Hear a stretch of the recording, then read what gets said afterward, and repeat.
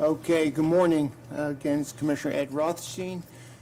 Thursday, cannot believe it's November 4th, and we have open session this morning, and we will recess and then go back into open session this afternoon for our second work session dealing with residential,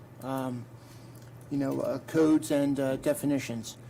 Before we begin any open session, let us stand for the Pledge of Allegiance and take a moment of silence. Pledge allegiance to the flag of the United States of America and to the republic for which it stands, one nation under God, indivisible, with liberty and justice for all.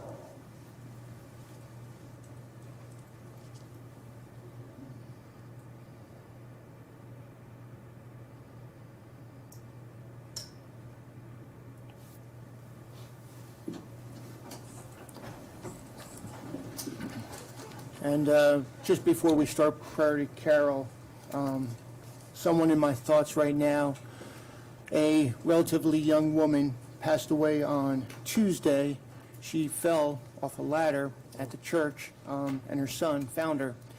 She was conscious, went to the hospital, and passed. And she ran the early childhood program at Wesley Freedom, and she was a friend to many of us.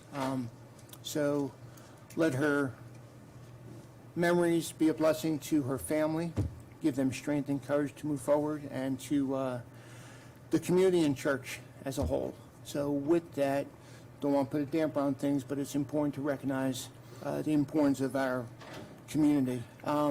Let's start off with Priority Carol, and then we have a few proclamations, and we'll get into our business. Commissioner Frazier, I want to start with you. Always a great place to start. First thing, I have to apologize to the people who put on the Veterans Swap Meet this past weekend. I tried to get out there, but the way my GPS took me was through gravel roads. It was a day after we had the tremendous rain. There was big ruts. I wasn't taking my car up the road. When I went a little bit, I said, sorry, I'm not chancing this. I turned around. I tried to go a different way, but the GPS took me right back to that same road again. So I couldn't figure out how to get there without going up the road, so I did not attend that event. I'm very sorry about that because I actually did try. But the only thing I could picture is my car being stranded with the wheels up on this. So anyway, I didn't try that. I didn't do that. Good grief, where was it? I don't know. Okay, I'm curious. You watched that movie Wrong Turn or something? Yeah, I was waiting for the ice. When you say gravel road, my ears perk up. Mine sorry. too. And I do want to make a note about the COVID numbers have gone up again in Carroll County. Not a good sign. We have to keep vigilant about this. They went down, they went down, they went down. Now they're going back up again. It's just something we have to keep on. But people that are not vaccinated, please go out and get a vaccine. If you're not going to get vaccinated and that's your choice, then you kind of have to self-isolate.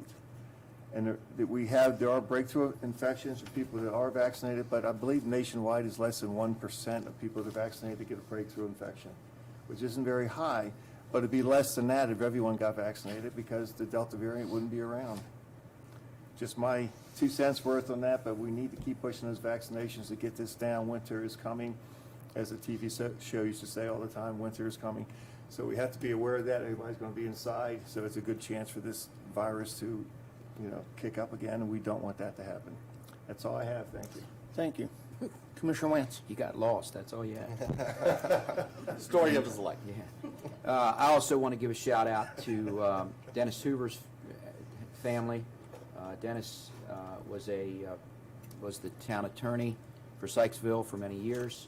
Also was currently serving on the Carroll Community College Board. Dennis unfortunately passed away last week, and our thoughts and prayers are with not only his family, but the Carroll Community College family as well.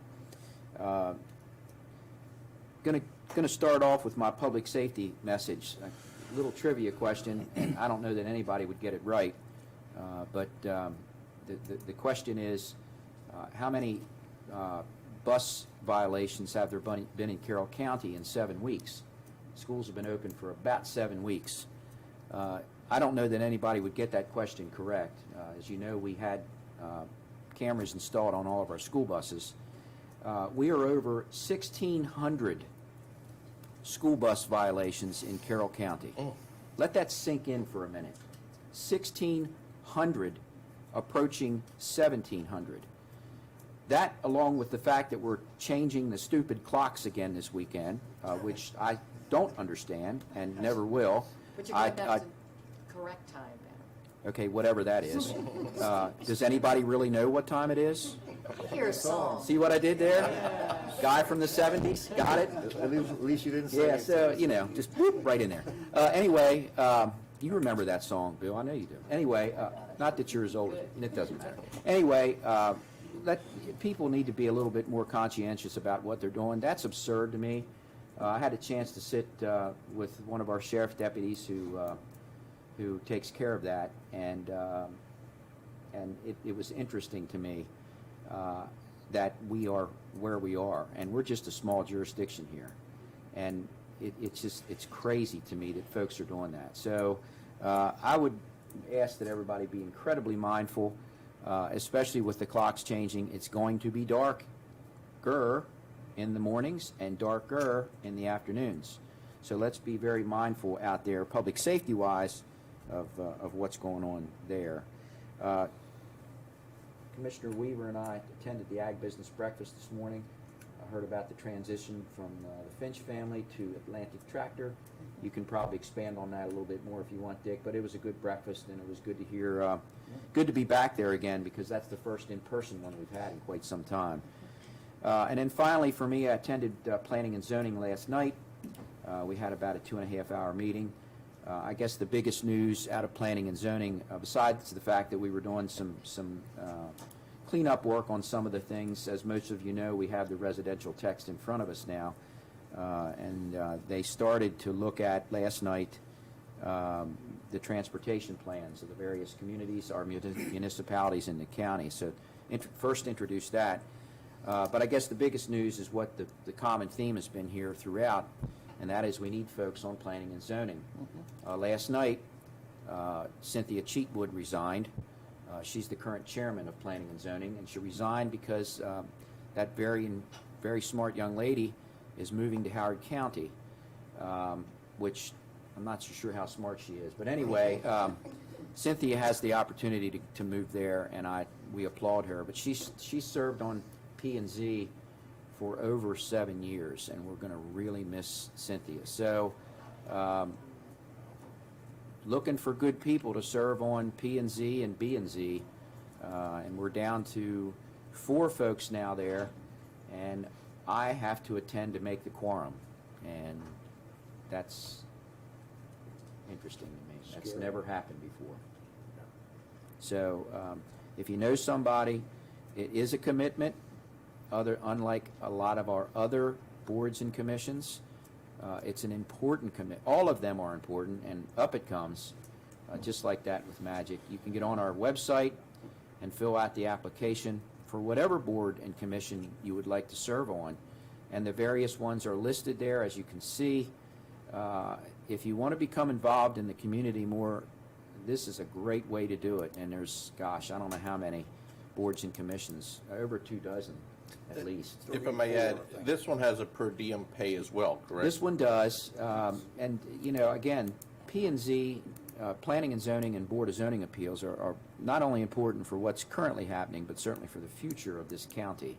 So those two we actually do interview for. So I you know, anybody who's out there listening, or if you know somebody who has often maybe said, gosh, I'd like to get more involved, here's the opportunity to do so. So make sure you get on our website or give us a call, and we will help you out there. That's all I got. Okay, thanks. Commissioner Boucher. Oh, thank you. Mr. Swam, you have anything for me on the health department? While we're waiting for him to bring that up, I wanted to piggyback on the public safety that Commissioner Wance had mentioned. This week I asked Director of EMS, Mr. Robinson, to give me some information for public safety.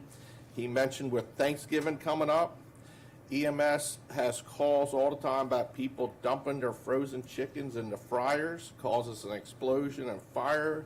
They don't want to have to refer to those calls, so please be cognitive and aware that you cannot put a frozen chicken in the bowl and grease. Turkey. The turkey, I'm sorry. I you're mean, right. it could be a chicken, but, It depends on how hungry you Either are. one would be. yeah, personal experience there, Yes. 3-alarm fire Christmas morning. See? It burned out an entire apartment complex in Owings Mills where I was working. And that's what this particular Ravens player did on his balcony. We'll withhold names, but that is precisely what Yeah. he's trying to get at. Another thing he mentioned is. But how did the turkey taste? I can assure you, after getting up there finally and getting it taken care of, it didn't look good. And It was well done. The whole building was well done. Also, he mentioned that wood stove season has started. Just the other day, I fired my wood stove up, and he tells people, make sure you clean out your chimneys, get a professional, do all the safety precautions necessary to properly use your wood stove. They don't want no fires on that either. On to the health department. This week, I met with Dr. Wack, who came on board to help serve the county. There he is, wonderful man. Went and had lunch with him, had a conversation. He's looking forward to meeting individuals of all of us commissioners. I think we're going to build an absolutely wonderful relationship and work on how to get through this pandemic and eventually get back to normalcy of life. And if you can, Mr. Swim, go back to the photo of a lot of staff members. Now, this is only part of the staff of the health department. I believe they have a total of 180 employees. They couldn't get them all in a photo. I said, next time we'll have to get like the drone flying overhead to get the photo of all of them. But I want to give a special thanks to Maggie Kuntz and Susan Doyle over there for not only the wonderful job they do, but being able to put this photo together so we can show recognition to all the staff over there and the tremendous job they've been doing. They've been under a lot of stress, and I want them to know that we sincerely appreciate them. Thank you very much. Okay, Commissioner Weaver. I just want to go back a minute to what Commissioner Wance said about the planning and zoning. You realize they actually set our direction for the next 10 years. But the things they decide on actually drives our budget and a lot of the decisions that we are making over the future of Carroll County. So it is an extremely, very important board to serve on. And I know it takes a lot, but I give them a lot of credit. And Commissioner Wentz also alluded to our breakfast this morning, the transition from Finch Services to Atlantic Tractor. And I think Mr. Boggs there put it in direct form this morning. We transitioned from a family-owned business to a corporate business. And they own about 15 dealerships in the Maryland, Delaware, Pennsylvania area. So it's a much larger corporation, and they are really putting it together now and getting things moving in the right direction. Yesterday, I had the honor of ribbon cutting at DD Road, the new State Farm agent down there in Finksburg. I'm glad they opened up and were in the area. And Tuesday, I had an invitation from the Carroll County Public Schools to attend a partnership reception at Chaladon, Links of Chaladon in Mount Airy. And we got an award here for Carroll County, or appreciation of your dedication and services to the Board of County Commissioners. So I just want to share that with you. We'll just put it right here for now. Okay. How's your golf game? Mine? Yeah, Terrible. me too. Even though we do have some representatives from the school board here today, but it was very nice to be included in the appreciation of what we do for Carroll County Public Schools. We are their funding source, or a major part of it, so greatly appreciated. That's it. Okay. Excuse me. First, a happy belated birthday to our colleague, Commissioner Steve Wance. I turned 29 just the other day. I thought it was 39. Thank you very much. 29 plus. Thank you And wish you had a awesome day. By the sign of some of those pictures, I know you ate a lot. There was some food. There was a lot, but I'm really wishing you a very happy birthday. Very proud of our team here in Carroll County government. We had the bond rating Tuesday, and what the bond rating is, we present to 3 organizations up in New York City, the strength of our Carroll County and Carroll County government, and the intent there is to be rated very highly, which we are rated at the highest level right now, and there is no expectation that we would go any lower than where we are today, and that is because of the strength of our team across the Carroll County government. So really applaud their work. The bond rating presentation is also available on our webpage, I believe.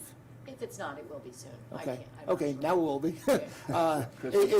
It's a really good presentation, We and post it every year, I'm just not sure if we have. I mean, some of the Maybe now. growth and development happening in Carroll County is just awesome. So I really do applaud all those that were engaged. There, Go ahead. this is the first time in, I think, 7 years that I haven't been involved in that. There used to be a young lady who shared my birthday. And That she wished you a worked happy With birthday. S&P. She That's did. why we get AAA right there. Just saying. It's the team, but it's also the birthday. But she thinks you have hair. Thanks for, what? Nothing. Go ahead. Okay, I'll keep going. After I was rudely interrupted, but that's okay. You were interrupted, but not rudely. Not rudely. Okay, birthday boy. There's a couple press releases that are out. One of them has to do with next week. We will not be convening open session November 11th. In fact, Carroll County government will be closed for our Veterans Day or for Veterans Day celebration. An opportunity not to memorialize, but to show appreciation to our veterans. And November is also the month of the military family. So it's just another opportunity to say thank you to those that are veterans in the military. And personally, I found that relatively easy. It was the family that took the toll. And, that's something that, time never comes back. So showing appreciation to the military family, I think, is very, very important. And we do that, and I'm just, again, Carroll Countyans just know how to do it. We have an awesome community effort when it comes to taking care of our veterans, so I really appreciate all we do. The other press release, it was mentioned about COVID-19, and COVID is still with us. Our public transportation has stopped services between now and will intent of coming back into service on Tuesday. Because of protecting those that either administer, drive, and/or go on the vehicles from COVID. There have been some positive cases that we want to ensure we are doing all the right things. A decision will be made Monday on its ability to continue the ridership on Tuesday. But our expectation is, because of the timelines, that Tuesday we should be back in operations. Those that were needing the service have been contacted and should not be disrupted on getting the service outside of this. And we'll make sure from our county that they do get that service that's needed. Okay, so that's the 2 press releases. And thanks, Chris, for showing that. Sticking with COVID-19, it's still there. And I'm just getting, honestly, just tired of the social media.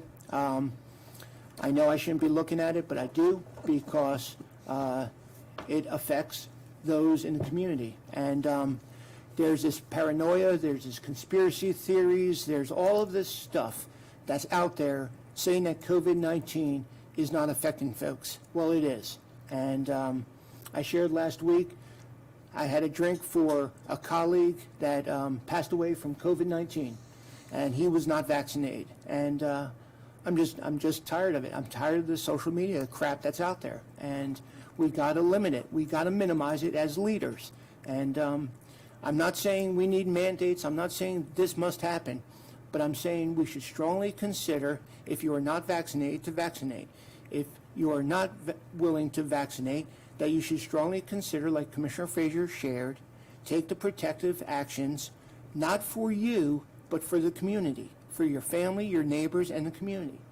And we're not an island, and we have a responsibility. So I'm tired of being parochial about it, but and so repetitive, but it's still there, and we got to do something. I'm tired of folks who think that they're leaders coming out saying it's all a conspiracy. It's not. It's not a conspiracy. 750,000 folks have died in our country because of COVID-19. It's almost as, when you talk about the numbers of passing buses, it's just an astronomical number that just is hard to sink in. But 750,000 folks in our country have passed, and some of them have been Carroll Countyans. So, not to be such a downer, but I think it's important that we highlight from here to you and to the community the importance of understanding its impact. I'd like to move on to a handful of proclamations that we do have. And why don't we start with the National Apprenticeship Week proclamation. And I think, who has, oh, Yeah. yep, there you go. Thank you very much. It's an honor that this morning President Rothstein came to office and gave this apprenticeship proclamation to me to read. He knows how dear this is to me and our community. So, proclamation, National Apprenticeship Week, November 15th through the 21st of this year. Whereas National Apprenticeship Week is celebrating its 7th anniversary of raising awareness of the vital role registered apprenticeships provide in creating opportunities by allowing apprentices to earn while they learn and prepare a pathway to well-paying careers in Carroll County and across the nation. Registered apprenticeship programs enable employers to develop and train their future workforce while offering career seekers affordable paths to secure high-paying jobs. Carroll County recognizes the role of registered apprenticeship in expanding opportunities in our workforce that are inclusive of individuals who have been historically underserved and marginalized and adversely affected by persistent poverty and inequality, thus providing a path for all qualified individuals, including women, youth, people of color, rural communities, justice-involved individuals, and individuals with disabilities to become apprentices and contribute to Americans' industries. Carroll County recognizes that registered apprenticeship, a proven and industry-driven training model, provides a critical talent pipeline that can train and build up our workforce to address our nation's pressing issues, such as responding to climate change, modernizing our cybersecurity response, addressing public health issues, and rebuilding our country's infrastructure.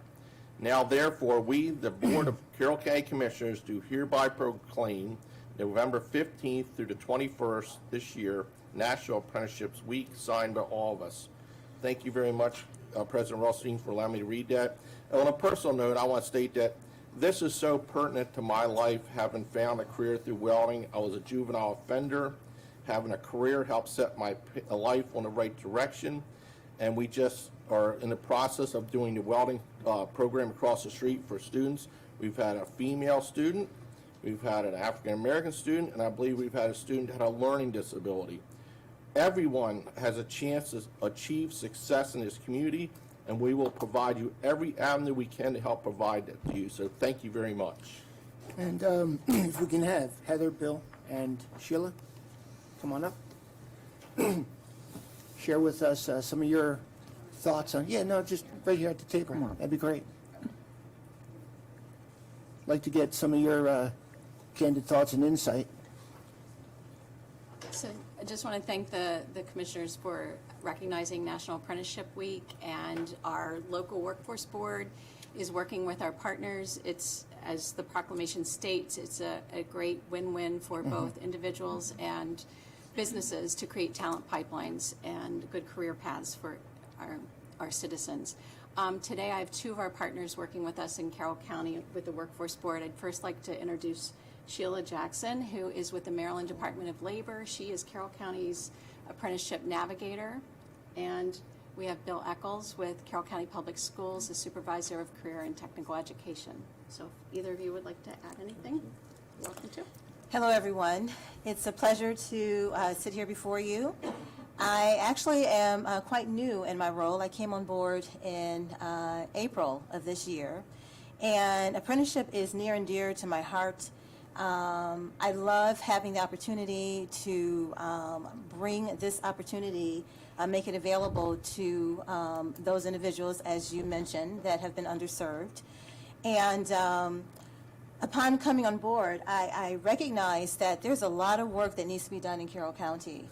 And I am putting my best foot forward, creating partnerships to bring this to light, bring awareness to those who don't know about this opportunity, looking for sponsors that are having challenges, with their workforce. And that's how I propose it. So I want to thank Heather because she has been tremendous. Bill has been a partner. We've partnered with the Youth Apprenticeship Program, and look forward to seeing this move forward. Thank you. Thank you. Bill? No, just add to that. Like Sheila said, it's a lot about partnerships. It's a lot about making connections. We were approved. The Carroll County Public Schools was approved by MSDE to be a partner in the Youth Apprenticeship Program, so we can get our high school students involved in apprenticeships to get them started, and then we create that path and connection to the Registered Apprenticeship Program. So we're in the process now of partnering with businesses, finding those good placements for students, and helping the students find that path to a viable career. That's in addition to all of our other career and technical offerings. So that's a good pathway, and it's an opportunity for students, especially in areas where we don't have a program already. If a student has an interest and there's a business that's a likely candidate, we make those connections and help people move forward with careers. Cool. Thoughts, comment, please? I'm hearing rumblings maybe about an apprenticeship coordinator for the county. Is that something you've been discussing? It is something we've been discussing. So we've gotten grant funding to get that started. It was hourly money, so people were taking on this additional responsibility. We are hoping for the future to have somebody that's their full position. So at this point, it is a hope and something we're looking forward to, hopefully that we can have in future budgets. If it's something maybe our Labor Department can take back and talk to Secretary Robinson of the requirement of somebody embedded here in Carroll County. That, because I bet you it's not just Carroll County, but it's other jurisdictions that would want that. So that possibly could come out of Labor Department's funding, so. Well, actually, I serve, in addition to Carroll County, I serve Howard County as well. And I know that they are looking for a navigator within that county. Right. Whereby we will work together cohesively to increase Yeah. the program. Any other That's interesting. comments, thoughts? As we just went through these bond rating, heard all the new businesses coming into Carroll, and many of them manufacturing. In fact, it's heavy in the manufacturing coming into Carroll. Perfect opportunity to get this off and running here in the next couple of years, and It is, and we especially hope with to our new continue growth. that using our rescue funds, American Rescue Plan funds through our workforce board, and it really is focusing, I think, getting kids in front of businesses and seeing what's happening inside, because Right. unless you see it, it's fascinating, some of the manufacturing we have in the county, and we have to expose people to that. I agree. You don't know what you want to be when you grow up if you haven't had exposure or seen it. So that's part of what we'll be demonstrating and engaging kids in, and our partnership with the school system in the next coming years. I'm And that still trying to almost figure that one out. has what I to wanna start do. at the middle school level, I mean, in It order is, to starts prepare early.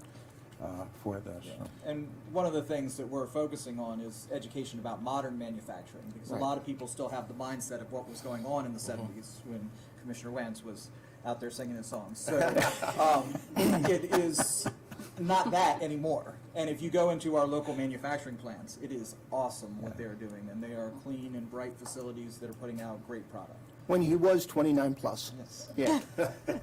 Dr. Eckel, you made a very interesting point about how manufacturing has changed. So many people need to be computer literate in running the equipment. It's not like just cranking handles. You got to have the programming skills, so it's very important. And I think we need to have some sort of apprentice program for commissioners, for people that one day might want to grow up to be a county commissioner. Good luck with that. Okay, any other comments? Yeah, listen, the bottom line for me is, I've got one of the biggest in the county of APCO in my district. And when they were looking to expand up there, either there or somewhere else, they stayed here. And the bottom line answer was workforce. And that pretty much sums it up right there. And they're one of the biggest manufacturers of what they make in the country. So if that doesn't tell you what the future is and where we need to put our emphasis on, then I don't know what does. So, Specifically District 1. well, I mean, besides that, but the fact of it That's is, the way I heard it, but okay. when you have a company like that's their answer, then, So, appreciate all that you guys do, and certainly looking forward to Dennis, working with you. anything? Thank you. Okay, while we get a photo op, we'll stay back here, and three of you get up front.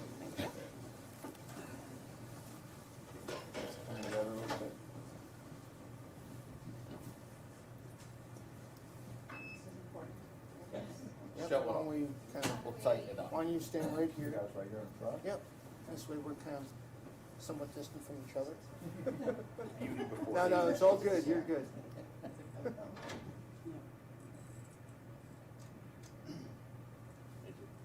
Thank you, Matt. Okay, thank you so much. Thank you, guys. Good to see you. Thanks for telling us, Jackson. Commissioner Frazier, you want to talk about Family Court Awareness Month? Family Court Awareness And Month. Bridget, you want to come up? I'm sorry. Come on up. Go ahead, please. I can't do it now. You Throw him off. You're off your game. Whereas the mission of One Mom's Battle, ONB, and the Family Court Awareness Month Committee, FCAMC, is to increase awareness on the importance of a family court system that prioritizes child safety and acts in the best interest of children. And the mission at the FCAMC is to increase awareness on the importance of education and training on domestic violence, childhood trauma, and post-separation abuse for all professionals working with the family court system. And the mission at the FCAMC is to educate judges and other family court professionals on the empirical data and research that is currently available. Such research is a critical component to making decisions that are truly in the best interest of children.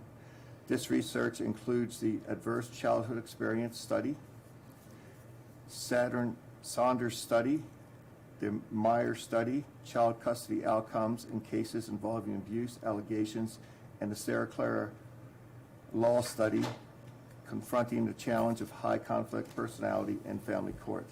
And the mission at the FCAMC is fueled by the desire for awareness and change in the family court system by honoring the 800-plus children who have been murdered by separating or divorcing parents. Now, therefore, we, the Board of Carroll County Commissioners, do hereby proclaim November as Family Court Awareness Month. There's a proclamation signed by all the commissioners. Okay. Bridget, what are your thoughts? Well, first I want to thank you very much for having me today. My name's Bridget McCauley. I am a volunteer with the Family Court Awareness Month Committee. And just to share a little bit about our vision, some of it was in the proclamation. But domestic violence is about power and control. The desire to maintain power and control doesn't mysteriously vanish when the relationship ends, and the family court system becomes the new platform for abuse. Most would be shocked to know that in most states, family court judges preside with zero training on childhood trauma or domestic violence, including emotional abuse. If they have training, it's usually very minimal. Our goal for Family Court Awareness Month is to open the lines of communication while shining a spotlight on the empirical research data that's available on all of these topics. And this data is usually not utilized. Our children's lives are literally dependent on the courts becoming educated on these issues. And I'm grateful to the City of Westminster and you, the Carroll County Commissioners, for joining the list of almost 200 cities now, counties and states, including the state of Maryland by Governor Hogan, proclaiming November as Family Court Awareness Month. Thank you for standing with us to recognize the importance of court system and that prioritizes children's safety. And I want to add too that, you know, this Family Court Awareness is about being pro-child, pro-healthy parent, and to protect our children. It's from last November, there was 758 children that had been murdered by a parent who was divorcing or separated. And this now, as of today, 810. That's unacceptable, and we need to protect our children. So I applaud you in taking this first step. Thank you very much. Thank you. Wow. Comments, thoughts? Really well said. And the only thing I just want to share is when you shared that, I have a visualization of a bookshelf. And on one side is wellness, making the right decisions, and how to care for a family. Well, the environment comes in and families, challenges come in, and the books on the bookshelf start falling down. And we need another bookend to come straighten them back up. That's what this does, and that's called resiliency. And it's picking ourselves back up to be healthy, but it's also picking ourselves back up to be greater than we were before. And bringing attention to this, to me, is that bookend on the right that's pushing the books back up. And I'm surprised not everyone is taking this on and proclaiming this month because of the attention necessary. Because you're right, 800 plus is 800 plus way too many. So I appreciate bringing the attention to it. Thank you. But I like to say this is that figure about 800 plus children being murdered. That's just amazing. It just And that's blows my since mind. 2008. Say it again. That's only since 2008. Right. When I think of family court and people getting divorced, I think of problems, but I just don't think of the children getting murdered. And now this brings that to light. And I'm glad we're shining a spotlight on that because that's just very, very tragic. It's unbelievable. There is a foundation in Pennsylvania, Kira's Foundation, and 2 weeks, well, they were in family court. The mother begged for protection for her child. She was told that this was not a life or death case, and 2 weeks later her young daughter was shot in the back twice by her father, and the house lit on fire before he killed himself. So it is life or death. right. And it may not be life or death in that sense, but mentally, physically, these children are suffering from, mental illness because of this. Suicide, it's infinite, and it doesn't have to just be physical or sexual abuse. Right. Emotional abuse is just as damaging. So. Ms. Thank you. McCulley, I want to express my appreciation for you bringing those numbers to our awareness. It's staggering. And I think it emphasizes how critically important it is for mental health, therapy, and early intervention in these things. I grew up with someone years ago, as he got older, he wound up murdering his wife and himself and left their children orphans. And I just wish that if there was some sort of mental health involvement or intervention early on, that tragedy wouldn't have happened. And it just emphasizes how critical it is for you and your colleagues to get in the front end of this and make a difference to prevent all these tragedies. So thank you very much for what you're doing. Thank you. Any other? Why don't we come on down?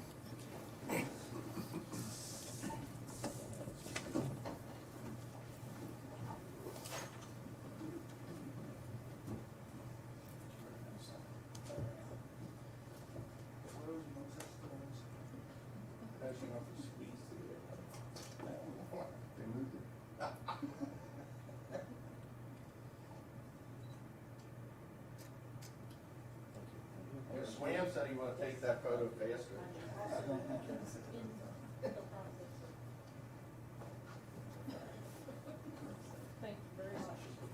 Thank you for being here today, Bridget.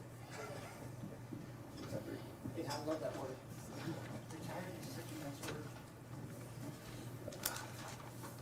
Speaking of retired, Commissioner Wance, why don't you take us home with White Cane Awareness Day? The retirement gig was pretty good. I tried it for a year and a half.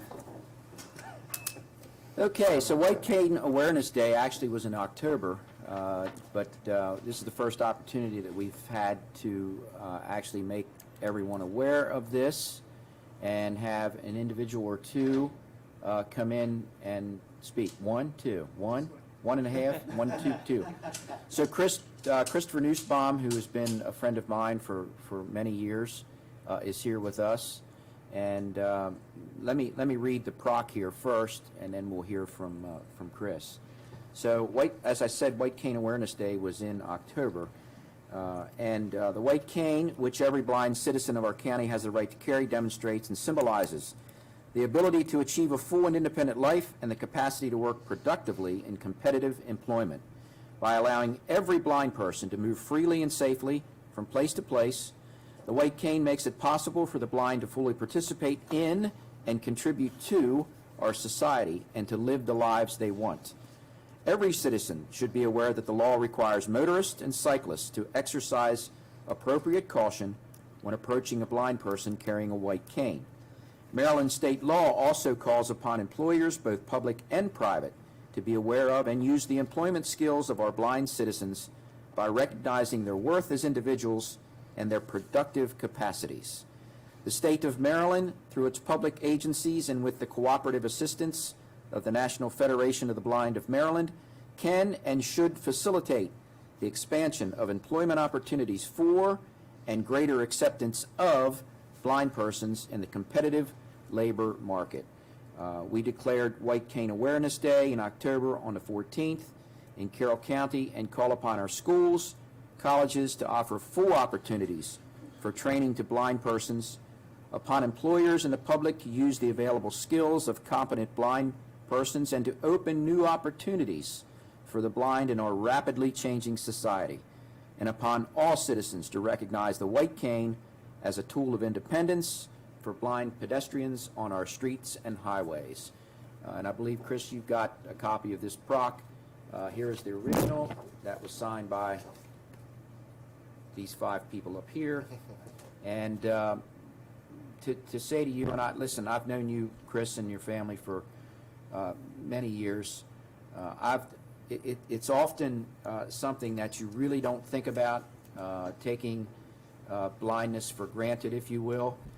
For many years when I had a lawn business, I took care of a lawn for a very dear friend of mine, Steve Dutter, and his wife. And I know you guys know Steve and his wife very well. But I got the chance to appreciate the fact that it certainly is something that you need to be aware of. And I quite frankly, and I've told you this before, Christopher, I don't know how you guys do it. I really don't. So I applaud each and every one of you for the way in which you conduct your lives. I know you, young man, have made tremendous strides in your life. You're now a college graduate. You've also been known to sing from time to time. I've heard you do the national anthem a couple times. So you're an amazing young man, and you're the shining example of what it means to overcome something like this. So I'm glad that we were able to, again, bring awareness to everyone when it comes to the white cane and what it means to have that, to have blindness. So, Well, Christopher, did you want to come up and share a few words?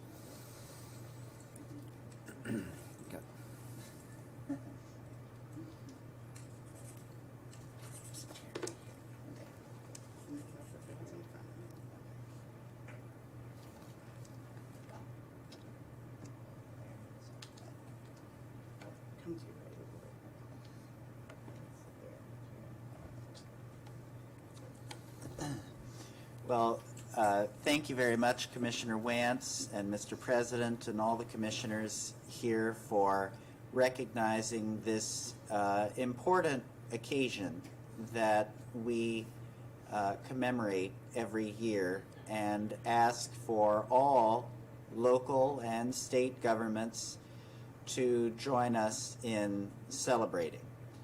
Now, almost every time I talk to Commissioner Wance, he says something to the effect that he just said, "I don't know how you do it." He has never indicated to me what he doesn't know how I do. But be that as it may, I want to make a few comments. First of all, I've been asked to bring you greetings from Brian Kessling, the president of the Greater Carroll County chapter of the National Federation of the Blind of Maryland, all of my fellow board members of that organization, and all the members of the blind community in Carroll County. As you can see, I have my cane here, and it is a tool that I use every day. I refer to it often as an extension of my hand whenever I'm traveling, because when I have a cane and I'm walking, I know that I'm going to be able to go where I want to go safely. But it's more than that. It's also a symbol. It's a symbol that blindness is a factor in my life, but it's also equally a symbol that blindness is okay, and that I'm not ashamed of it, and I'm not afraid to hide it. I've learned that in an especially poignant way in the last 6 years since we started the Greater Carroll County chapter, because I've been totally blind all my life, so I've always needed a cane, but we have a lot of people in our organization who are new to blindness and who are losing their vision in the later part of their lives. They are often very reluctant to carry a cane because it makes them look blind. And that's a subject of shame for them. And what we show them when they come to our meetings and we all have our canes is that they don't have to be ashamed of their blindness. They don't have to hide it. And so it's a very positive symbol, and we appreciate, for the second year in a row, the Carroll County Board of Commissioners for recognizing that symbolism, recognizing that there are still a lot of things that need to be done for blind people to be equal in every way in our county and society, and especially recognizing that there are things that the public can do to ensure that we have safety in our travels as we go about our day-to-day lives. It's been an absolute pleasure to know Commissioner Wance all these years. Steve, I'm going to try to make it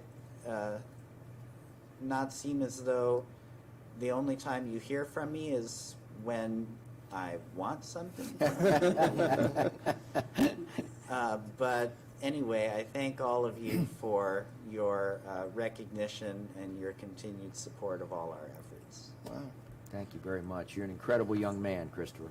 Yeah, I appreciate that. I mean, your comments about seeing and understanding those that are in challenging positions as not a hindrance, but as a way of life, as moving forward. You know, the cup is half full, and that's really important. Whether it's aging, and people don't want to use canes and walkers and other things, to using a stick, and it's a a strength of independence or a show of independence.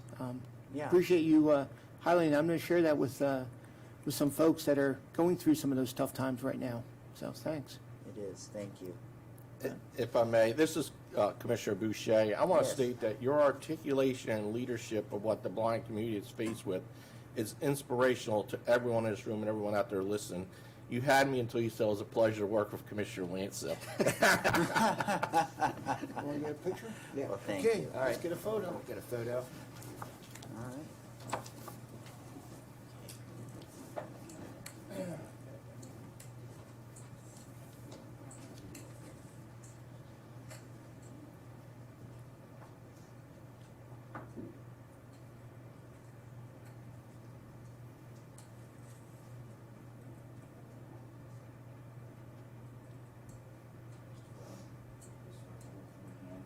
Like that, sir.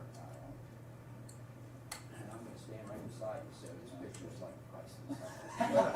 Just don't break the lens. No, I'd be the one breaking the wind. Thank you. Thank you very much.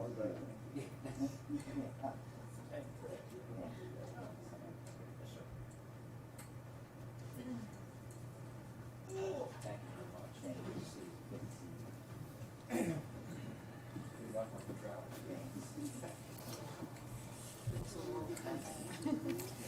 I'll tell you, that was a series of proclamations from challenging times to positive times. And, whew, I feel like we did a few circles around the world with these proclamations. Let's start with now, item number 1, which is request approval to submit the FY21 Continuum of Care application and accept the award. Ladies, Good morning, Commissioners. good morning. Good morning. I do agree, it was a great morning to be here to see all those proclamations. Very, very inspirational and very important information, so. I wanted to just start to say we're here before you today to request approval to submit our application for the 2021 Continuum of Care application and accept the award. With me today, I have Debbie Standiford, our County Grants Manager. We also have some additional folks, very important people in the audience. We have Tammy Black. She is our Director of Access Carroll, but in this capacity, she also serves as our co-chair of our Continuum of Care, so that's how she's joining us today. We have our Executive Director of Human Services Programs of Carroll County, and that's Scott Yard. We also have Amy Baker, the Director of Wellness and Recovery Programs with the Health Department. And also Danielle Yates, our Bureau Chief of Housing. The Continuum of Care grant is a competitive, nationally ranked application that brings funding into Carroll County for services for housing for the homeless, including permanent supportive housing and coordinated entry. The work surrounding homelessness and our homeless services truly does take a village, and our village is our Circle of Caring Homelessness Board, whose mission is to empower all citizens of Carroll County to be self-sufficient and to have stable housing and a safe, healthy life by maximizing community collaboration. Through the collaborative effort of our Circle of Caring, we've been able to impact the total number of unduplicated homeless individuals, which has gone down significantly since FY21 from 664 to 517 individuals. We attribute that in part to COVID and people remaining housed with their family that would have maybe not had them at home anymore, but also we attribute that to the additional funding and resources that we had to target our programs for individuals that were homeless during COVID. Part of the Circle's strategic goals include focusing on preventing and ending homelessness among specific populations. We've broken out these populations in the chart so that we can show the unduplicated numbers served for each subpopulation over the past 4 years. As you can see, we are trending in the right direction with our subpopulations. The one number that is the exception is our chronic homelessness number. HUD defines chronic homelessness as someone with a disability being homeless for more than 12 consecutive months, or someone having 4 or more episodes of homelessness totaling 12 months over a 3-year period. Although we've seen our chronic number increase from 119 in FY20 to 142 in FY21, we can report that 50% of that number is currently housed. And that is thanks to the services that we've been able to provide and the support we've given to those individuals. Our expectation is through continued support with the 3 new housing stability coordinators that we've hired within our department, as well as additional staff at HSP, and the support of the health department and Access Carroll and other nonprofits throughout the county, we will be able to keep those individuals stably housed and significantly reduce that number in chronic homelessness by next fiscal year. So that is a very promising statistic for us. Nationally, the data does show that chronic numbers across the country are going up. Part of our response, though, is related to the COVID funds and other funding streams that we have, and that we provided new projects to address our homelessness here in Carroll County. While the numbers have gone up throughout COVID, we have also added additional services, and we've been very targeted with our responses. The continuum of care funding allows us to continue our work with these targeted responses. Our projects, as I said, that are funded through the continuum of care are related to permanent supportive housing for disabled individuals and entry into services. And I'm going to let Debbie walk us through the budget, the grant award, and then also the county match. Morning again, Commissioners. So we are requesting through this application a total of $422,622. It will support, as Celine said, staff for coordinated intake. So there's a no wrong door approach to homelessness in our community, and that person is that resource for anyone who is experiencing homelessness in Carroll County. And then we support 30 units of permanent supportive housing between HSP and the health department.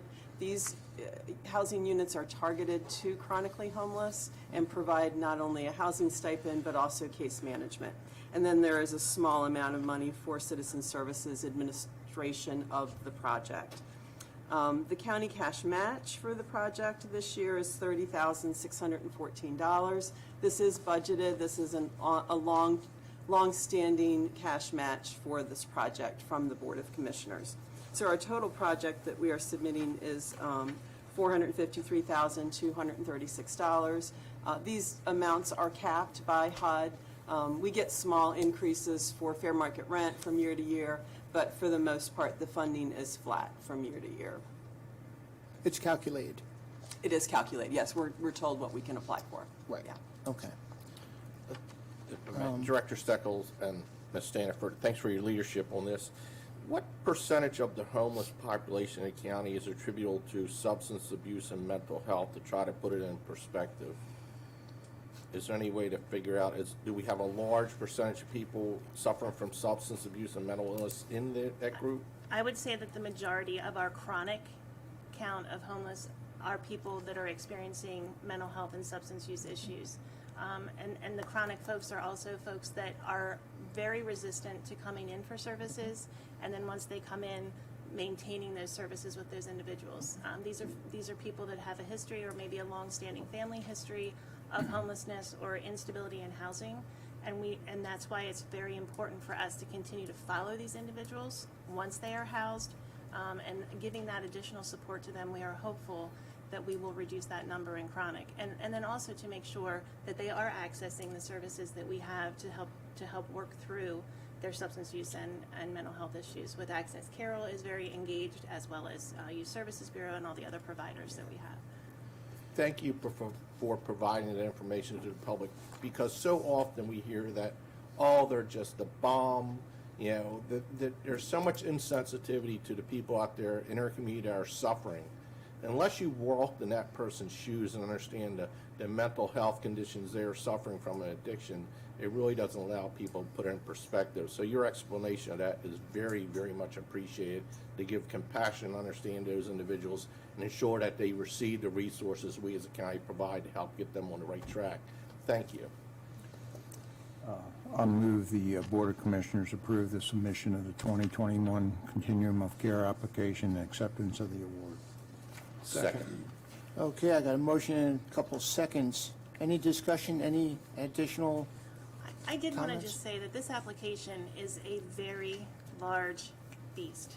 And I just wanted to thank everyone in this room as well as Corey Hardinger from the grants office, Leslie Wagner from our office, and all of the staff that work with homeless programs and the other agencies, because everybody has a writing piece that they are assigned to help us with this, and it's a collective effort from everyone. And like I said, it takes a village, and we have a very strong Circle of Caring Homelessness board that works very well together, and without each other, we could not provide these services to this population. And we're very blessed to have the support and the connectivity that we have here in Carroll County with everyone. So I just want to put that out there, because this is not just citizen services or Carroll County government. This is the entire community. Okay, very well said. Again, a nice reason to be a Carroll County and taking care of our folks. So, all in favor? Aye. Resounding. Thank you. Thank you. Let's see, what do we want to talk about now? Let's talk about option of purchase. Oh, we got a couple of, no, we just have one property. Option of purchase for the Matt L. Dell property through the Critical Farms program. JP? Good morning, Commissioners. I Morning. appreciate your time today. We come before you today to talk about get final approval for a Critical Farm that we had an applicant, Matt Dell. Critical Farm program is a program where we help people purchase farms by paying up to 52.5% and providing that at settlement. We pay 52.5% based on the purchase price or our appraised value of the land only. In this case, we're working with the purchase price for this buyer. Once again, it's a final approval request for a Critical Farms program involving Matthew Lee Dell, 1734 Deep Run Road in Westminster. There's 65.9 acres, and we will be retiring 7 lot rights, and it's in District 1. The appraised value was $580,500. Matt's purchase price was $500,000. So we'll be basing the cost on the 52.5% of the appraised value at $262,500. Here's the farm where it fits in with other preserved properties in the area. Here's a picture of the fields along the road, East Deep Run Road. That looks like good deer food out there. I'm sure it is. Once again, we requested final approval for the Matt Dell Critical Farms on 1734 Deep Run Road at a cost of $262,500. Yep, Mr. Smith, I've been criticized that we're seizing farmers' rights to have their property and develop it. Can you express to the public that this is purely a voluntary system, that these farmers come to us, we as the government are not seizing their rights and That's right. restricting them? All the programs are voluntary that we administer here at the county. MALF, our Critical Farms, our county program, our Rural Legacy program. So we're not targeting people. These people are coming in voluntary with a lot of different reasons for preserving their farm. So it's you're correct. It's Thank all you. voluntary. Thank you very much. Yes, sir. All right, I'm going to make the motion. We exercise the option to purchase the Matt Dell farm through the Critical Farms program, $262,500. Second. I got a motion second. Any further discussion? Seeing here none, all in favor? Aye. Thank you, Commissioners. Okay, let's talk about the Charles Carroll Park Playground. Mr. Deggets. Eli, come on up. A happy subject. Good morning, Commissioners. Morning. The Office of Procurement in cooperation with the Department of Recreation and Parks requests your approval to install a new playground in the amount of $161,547.13 at Charles Carroll Park in Westminster. The work will be completed by Cunningham Recreation via an Omnia Partners contract that was competitively bid, and the amount is within the adopted budget and no additional funds will be needed. Good morning, Commissioners. Currently, there are 2 playgrounds at the location, the Charles Carroll Park, which was formerly the Charles Carroll Elementary School. Both of those playgrounds are not in good condition and need to be replaced. We will be removing both units, and then we will be putting one new unit, which is what this is here, in its place. This will be the last of the outdoor items at the site that will have been either reconstructed or renovated. We previously had done work on the athletic fields and the tennis courts and basketball court, and the playground is the last piece of that. What's I'd be the happy to answer timeline? any questions that you may have. Yeah, just, what's the timeline of tear down and, Tearing down, I believe we're going to be working with facilities to remove one of these, and then the contractor will remove the second one when they do the installation. Likely, we're not going to be looking until next spring or summer, but we're getting the order in now. There's very long lead times on a lot of this equipment, and weather factors in as well. We wouldn't typically install something like this during the winter months. So spring at the earliest, and possibly summer. Director Daggett, when we tear down the old system, is that a recyclable item that we could donate to a nonprofit or something like that, or does this get scrapped? Can it be reused? You really can't reuse them because of liability concerns. Once you take that equipment apart, it's kind of like the packing in a shipment that you might receive at home. When you try to put it all back in there, it don't just work. doesn't seem to Okay. fit. And it's not safe to reuse that once Okay, you take thank that out. okay. Any, I apologize, Chris, is there any public comment on this? Yes, sir. Okay, thanks. I haven't been calling public comment, so sorry about that. Any other conversation on this one? I just Now, can't believe the I'll lead make the time. motion Yeah. since it's in a critical area, since we just did a critical farm. I'll do a tour with you if we get to play on it. Hopefully, we can do a tour of more than the playground. Yes. I'll make the motion that we approve the use of Cunningham Rec to install the new playground at the Charles Carroll Park, 161,547 and 13 cents. 13 cents? Second. Okay, we got a motion, we got a second. Any further discussion? Appreciate the time. All in favor? Aye. I do have one Okay, question. please, I'm sorry. But anyway, we're taking down 2 different playgrounds, we're putting one up. Will it accommodate like the same number of kids? Well, from a square footage standpoint, obviously, it's going to be smaller. It'll accommodate the same age group of children, but we're replacing 2 units with 1. And typically, at most of our parks, we do only have 1 unit. All right. Okay, now let's talk about the playground and pavilion at Cape Horn Park. The Office of Procurement in cooperation with the Department of Recreation and Parks requests your approval to install a new playground in the amount of $140,553.88 and a 12 by 20 pavilion in the amount of $44,857.75 at Cape Horn Park in Hampstead. The work will again be completed by Cunningham Rec via an Omnia Partners contract, and the amount is within the adopted budget and no additional funds will be needed. This project is funded largely by program open space funds. Approximately 90% of the cost is covered by the state. And I apologize, I neglected to mention with the last project that was covered 100% by local park and playground infrastructure funds. The $1.5 million that we received last year from the state in additional funding for parks covered that. For this unit, this has exceeded its useful lifespan. There are signs of damage. It is time for it to be replaced.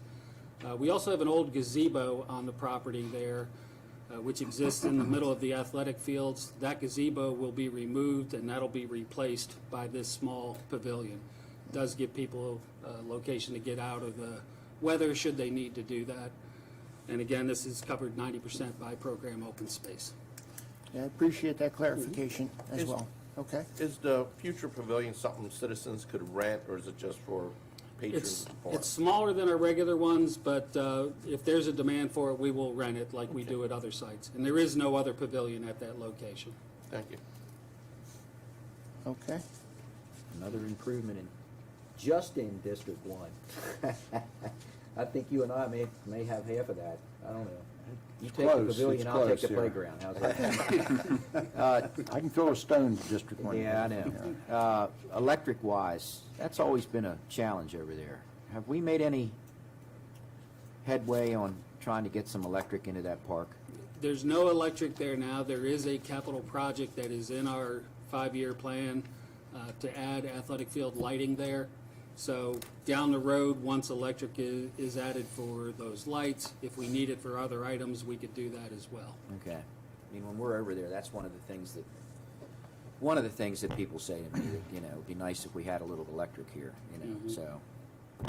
Anyway, okay, good. You want this one since you got? It's very close to. Yeah, so, and Okay. next year you probably, well, you won't have it, but somebody will. I move the Board of Commissioners approve the use of Cunningham Recreation to install a new playground to the pavilion at Cape Horn Park in a total amount of $165,411.63. No, I apologize. You said 100, That's an 8. yeah, say it one more time. $185,411.63. Thank you. Thank you. I'll second that. It's close. I got a motion, got a second. Any discussion on this? All in favor? Aye. Okay, Eli, 2 for 2. Let's talk about Hashua. All right, the Office of Procurement, in cooperation with the Department of Recreation and Parks, requests your approval to install a new playground in the amount of $58,613.70 at the Hashua Nature Center. The work will be completed by Cunningham Rec via Omni Partners contract, and the amount is within the adopted budget, and no additional funds will be needed. This again is another example of taking care of our existing park infrastructure. We have we have a small play area that is located behind the main building at Hashua. Its primary users are outdoor school plus our rental groups that come in during the summer and on weekends. There's a smaller dollar amount with this one because we are not putting in a large unit. We're going to be putting some swings and smaller equipment because it is a small space that's adjacent to the basketball court on that property. But it is time for the existing equipment to be replaced. This is funded 100% by local parks and playground infrastructure funds from the state of Maryland. District 1's getting all the love. I noticed that. You get all the All the ag love. creds, you get the playgrounds. We got to work on that. A lot of playing We are- going on in We are District 1. working on it. That's why I'm going to make the motion to approve Cunningham Rec to install a new playground at Hashua, $58,613.70. I could have let you do that one because it's pretty close to you and mine. You can Second. throw a stone too. Okay, I got a motion, got a second. Any other discussion on this? All in favor? Aye. Okay, now we're going to talk about transferring some funds. And if they are transferred, then we'll talk about where those funds are going to go, correct? Yes, So let's correct. talk about the transfer first. All right. We're requesting a transfer of $10,500 from Recreation and Parks unallocated into the project for the Bear Branch Pavilion replacement. And the vast majority of the funding for the pavilion replacement is coming from the local park and playground infrastructure funds, $150,000 to be exact. However, the bids came in slightly over that, so we do need that additional funding. Recreation and Parks unallocated funds are where funds from capital projects go that have been closed and there were balances remaining. So it's an opportunity to put those general funds back into another Rec and Parks project. And that, in addition to other funds, we'll look at the next item. Correct. Okay.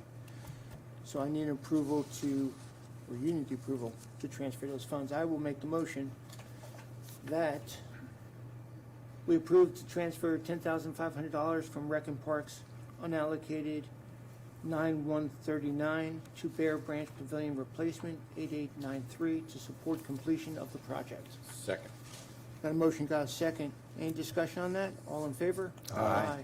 Now let's talk about what you're going to do with those funds. So the Office of Procurement, in cooperation with the Department of Recreation and Parks, requests your approval to install a new 40 by 40 pavilion in the amount of $160,500 at Bear Branch Nature Center. The work will be completed by Cunningham Recreation via an Omnia Partners contract, and the amount is within the adopted budget, and no additional funds will be needed. All right, this is a replacement for an existing pavilion, which is actually down the hill a little bit from Bear Branch Nature Center. The current pavilion is not in great condition. It's exceeded its lifespan. It's due for replacement. And we're looking to replace it in a different location, which is actually more accessible and will be more usable by the public. It will also work better for supporting our summer camp programs. Those of you familiar with the Nature Center, we have a loop parking lot. The Nature Center is on one side of that lot. This new pavilion will be on the other side. So it'll be at the same elevation with the Nature Center close by, and it'll be a very good tool to use during our summer nature camp programs. Is this the one down over the hill? The old one is the one down over the hill. That's the one we're replacing. And the new location will be adjacent to the parking lot. To the parking lot? Same Nice. elevation as the nature center. Makes sense. Nice. Okay. The old one's on a concrete pad, isn't it? Correct. Are you gonna leave the concrete pad? Are you gonna tear, or? We're still demolish it? debating that. We may still keep some tables down there and use Yeah. that as a programming space, at least as long as the concrete is in good condition. Yeah. But the pavilion itself on top would be Right. removed. All right. Well, at least it has trees around it, so it Yes. wouldn't be, if you had tables down there, it wouldn't be too bad. Mhm. Yeah. Okay. Okay, I'll make the motion, Board of Commissioners approve the use of the Cunningham Recreational to install a new pavilion at Bear Branch Nature Center in the amount of $160,500. Second. I got a motion. I think I may have heard 3 seconds on that. Any discussion? Seeing here none, all in favor? Aye. Okay, thank you very much. Thank you. Now let's talk about the approval for additional funds from existing sources to complete the Charles Carroll Community Center project. And we have a gathering. Let them come in We have a bow first. tie in this morning. Okay. Sir. You guys are looking sharp. Who wants to kick this off? Go for it.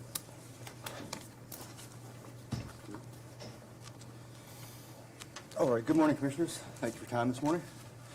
We're here before you today to request approval to transfer funds from the Water Development Account, number 8294, to Charles Carroll Community Center in the amount of $3.2 million. The project was initially estimated by staff at $5.1 million in 2017. Due to budget constraints at the time, the sitting board granted approval of $3.51 million for demolition of the existing school, architectural and engineering design, site development, and construction of the new building. During preliminary design, changes were made to the scope of work, including adding gymnasium bleachers and CMU block accent to the building exterior. Additionally, review comments from the SHA required a deceleration lane along northbound Maryland 97. In response to these changes, the Board of Commissioners approved an additional $390,000 to offset these added costs. The county was also awarded a state grant in the amount of $250,000, giving us additional funds totaling $640,000. I will now turn it over to Kirk Engel, who is the project manager for this project, to provide you a more detailed description of the project. Good morning, Commissioners. Charles Carroll Community Center includes civil site improvements consisting of installation of sediment and erosion control measures, earthwork, which constitutes cut and fill to pad-ready condition, stormwater management facilities, utility connections to the existing well, and the septic system. Deceleration lane of Maryland Route 97 to the site, access drive to the site, parking lot, concrete sidewalks, retaining wall, permanent seating, and landscaping.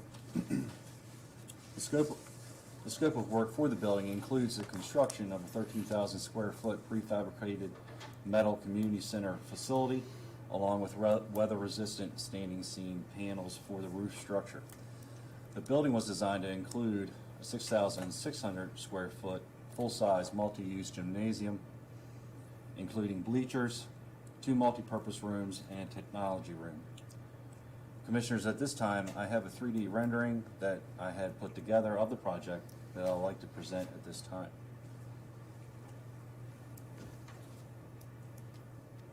So that is the outlook of what the building is to be.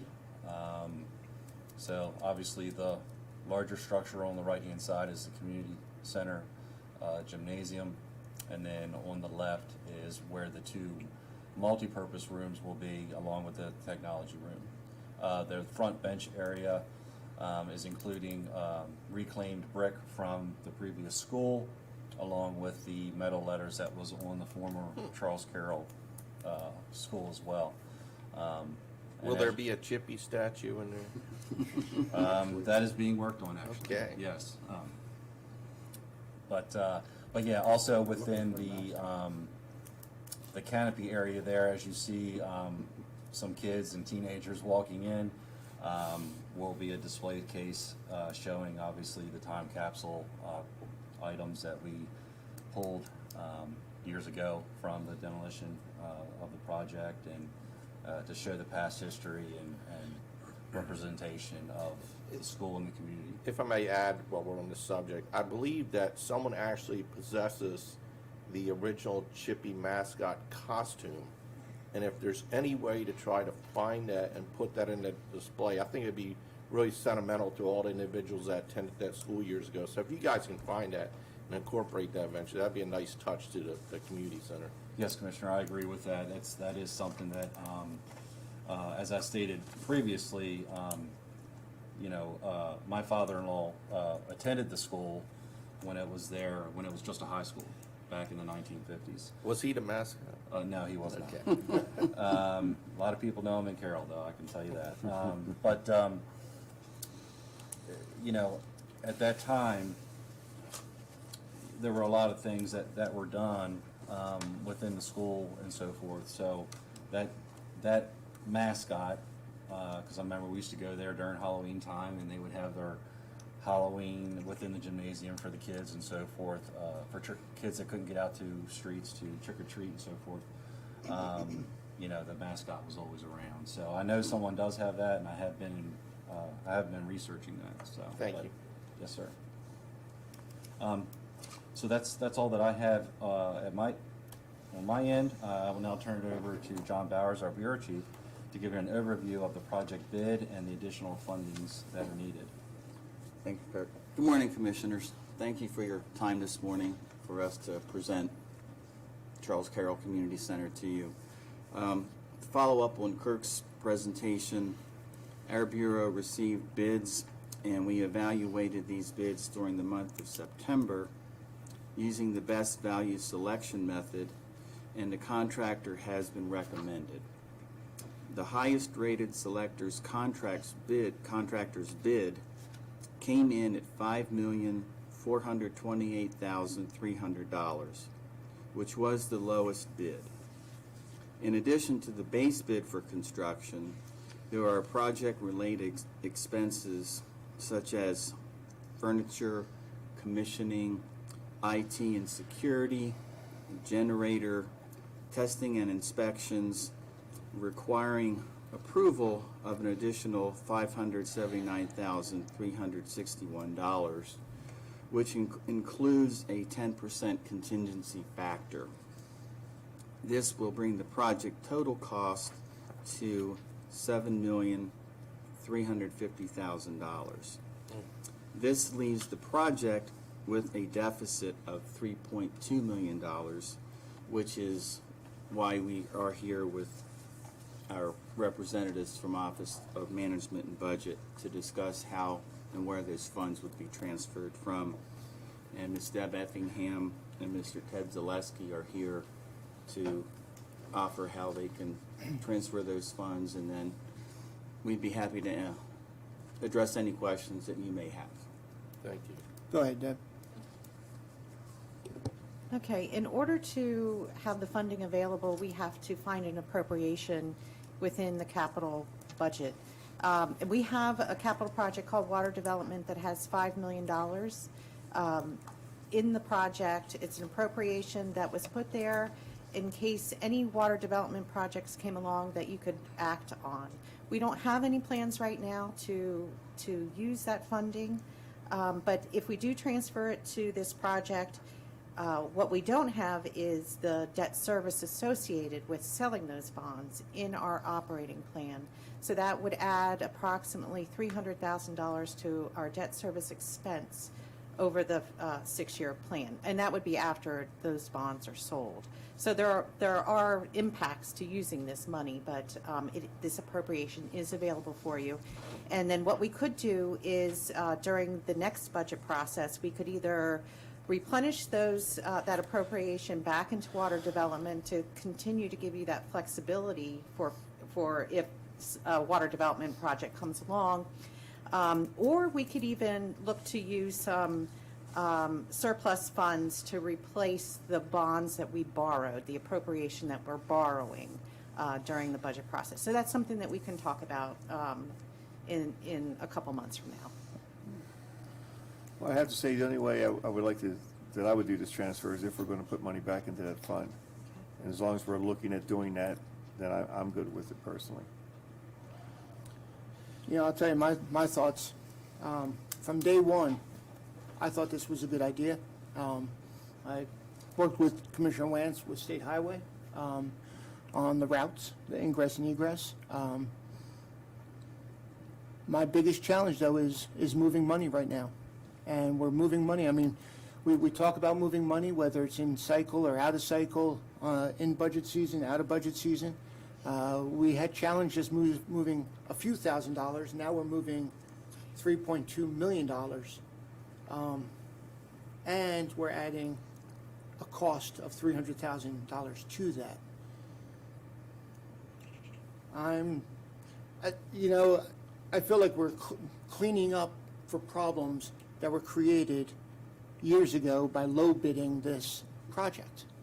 You know, $3.2 million. Now, excuse me, we said in 2017, basically it was low bidded, and you know, we approved $3.5 million when we knew it was going to be $5.1 million.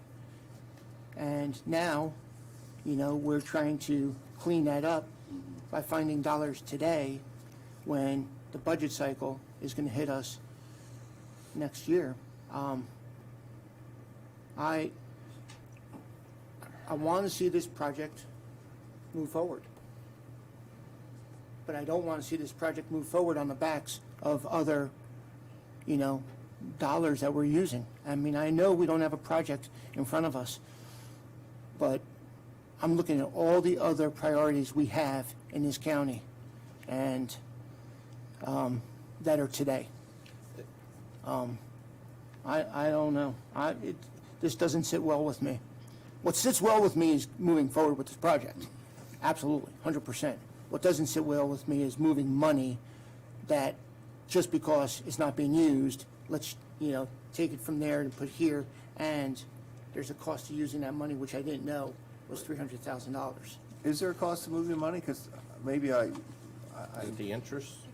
$300,000. So I thought it would be cost if we bonded it, not if we moved the money. That's the only money you have Hold on, Roberta. available in bonds. There's a current appropriation that has bonds as the revenue. We have not built those bonds into the plan, Right. though. So that's why there's the cost of $3.2 million that, as things stand, wouldn't be spent. But then on top of that is $300,000 a year because we will issue the debt service, and now it will have to be built into the plan. Okay, thank you. Eric, is there any way to reduce that 3.2 million? How would you do that? Yes, Commissioners, there's potential there. When we were interviewing the general contractors, they offered some value engineering items, did not give us dollar values.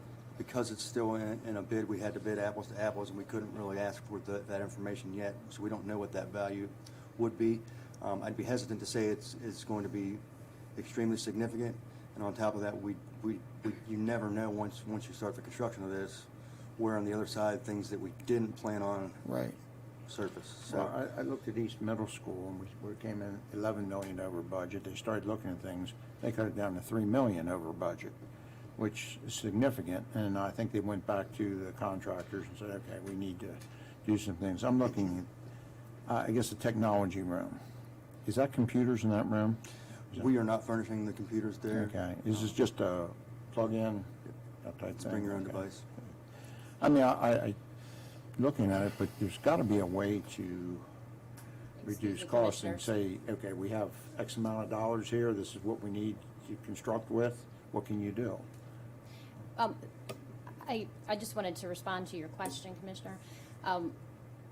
Since we did put out the RFP and we do have a selected contractor, any scope of work that is significant to the project, which in this case, I would imagine if we're trying to reduce funds, that would be a significant Right. change to the scope, would have to go back out to bid to be Correct. fair and competitive to the other contractors.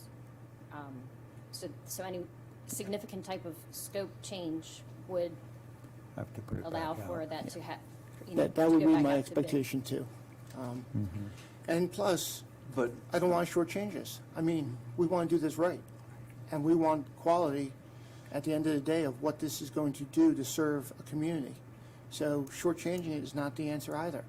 But it's using the money, I believe, that should be used. And water, this water development, was there for a reason.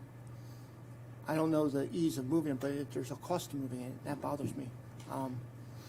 So if I can give you a little more from Carrie's point, what could happen is if you did award to that contractor, we always, every project, we are going to continue to try, any value engineering items that he has, we will continue to work with him and bring the cost down on this building.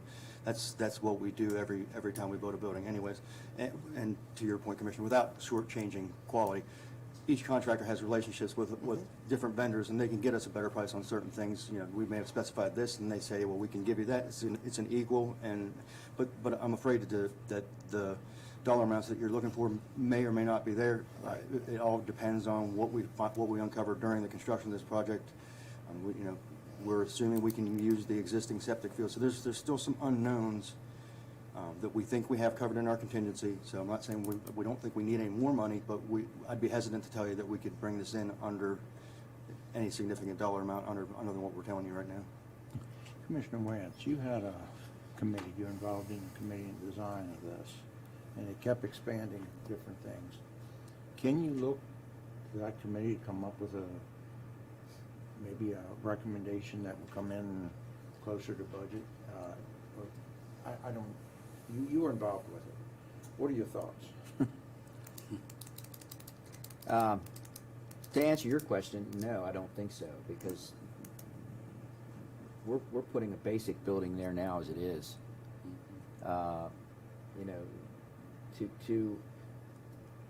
To allude to the fact that there may be more bells and whistles than we need there is just wrong.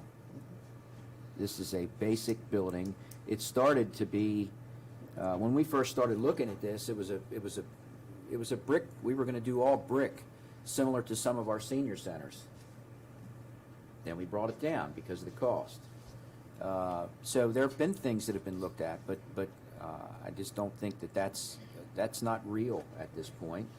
And you also have to remember that with all things pandemic, all things COVID, everything has just skyrocketed. So I don't think it would be fair to sit here and judge what we decided to do 2 years ago that was pre-pandemic. That just, to me, isn't fair. We all know, we're paying more for trucks. We're paying more. We heard this morning that farmers are paying more for tractors. So that everything is up. So I get what you're saying, and I understand that we did put that number in, but that was 3 years ago. And at the time, we did feel as if we could put a building of that caliber that we are showing now for that amount of money. But again, things have changed, and things were delayed because of the pandemic, and as a result, costs have gone up. So could you downsize the facility a little bit to? I don't think so. Only had a gymnasium the size of this room. But don't you want the quality? Yeah. The community wants. Yeah, deserves what they want, and I'm looking at pure economics. Yeah, I get that, but that goes to, I think, and you all have heard me say this, maybe not you two as much as what I've said, but this was a debate when we first brought it up 3 years ago. It was a huge debate. Some of our delegation has weighed in, which boggles my mind as well, but the bottom line here is, when that unfortunate circumstance occurred and that school was removed, it left a huge void in that community. And I don't want to put a Volkswagen there just because we can't afford, a Ford or whatever. You know what I mean? I'm not trying to. I just don't think that's. I think that the community deserves a reasonable building there without cutting corners just because we have this challenge right now. So that's where we are. I'm not going to get on my sermon here and talk about how much it's needed, because you guys already know that. I do have a question about this Water Development Fund. How long has that money been sitting there, and what, because I don't remember. It's not cash, it's bonds. Okay, but I mean, I'm asking, Go ahead. sorry, I didn't say it the right, I know there's not a cash drawer somewhere. I've been told about that before. But putting that as a possible need in the future, in whatever form it's in now, how long has that been there? I don't remember what year, but it's been a while. Okay, so I mean, I'm trying to get years. to a point here. Okay. So I believe it was put there prior to the three of us. That's probably true. So that's 2014 and past that, below that. So I guess my question is, does anybody remember why it was designated, and why that figure was there, and what the intent was? Because I don't want to get lost here and, gosh, we're taking something from a fund that we're going to need. I mean, if it was put there in 2008 and it's never been touched, what are we doing here? Well, it goes back a way when we were looking for water around the county. We were trying to develop some other sources. Some things didn't work out where we did spend money. We put aside some money in case other possibilities came up. They haven't. But I think, the argument you're making here probably goes a different place than you want it to. If we decided we didn't want any more money for water development, that would enable you to say, just make it go away, so it wouldn't be spent. The choice we're making now is to say we're going to spend money that maybe wasn't going to get spent. Right. Does this go back as far as perhaps that infamous Union Mills Reservoir? Well, it was at least connected to those efforts, yeah. That's what I thought. And then there's, in time, there's been priorities that we've been dealing with, and we just don't have the funds to deal. I mean, broadband, infrastructure, the roads, other capital projects that we have prioritized at a very high level. This is absolutely a priority, and I'm not diminishing that. I've been convinced of that, but I apologize. I don't want to shortcut this. I'm not sure about the Volkswagen analogy, but well, I'm trying to get to it. But I don't want to put shortcuts. The shortcut on this is going to be the time, because I do not believe we should be resourcing this with these dollars, and that's where, that's where this is coming in. It's not about the displays. It's not about, chipmunk outfits and all that kind of stuff. We want all of that. It's about the timing of designating the appropriate dollars, and these dollars I don't believe should be used for this. So. Okay, on that point, just make sure, we probably weren't clear enough on this, why we went there. Because your budget's already adopted, we have no way to move money from the operating budget or out of unassigned fund balance without opening up the budget process. So that is a choice you could make. You could say, let's open it up and go through a process, have the public hearing and all that. But failing that, the only way to fund this in the middle of the budget year is to find an existing appropriation in the capital fund. Right. The way things are now, there aren't a lot of choices. We don't have a lot of extra money that we can look to, and this was really the place that we said we could make this happen. But I think there's other priorities where this money could be used. Oh, yeah, that's not about priorities. I'm just I saying understand, mechanically. but, Well, regardless of where you use the money, you're going to have to bond it anyway. If there's other priorities, if you think there's another priority that you would use this money for, it's still going to be bonded. I know. Doesn't matter what that is. No. You ask a question, Dick, about revenue You look at generation. Either reduce cost or increase revenue. Jeff, I think, in my mind, the potential, yes, with a facility like this and an auditorium of that, to that degree, yes, there is a potential there, but you're the expert. Well, for a gymnasium of that size, the school was the one indoor facility that they had available in that community. Our rec councils in general do not pay to use indoor space at schools or community centers. They get free usage.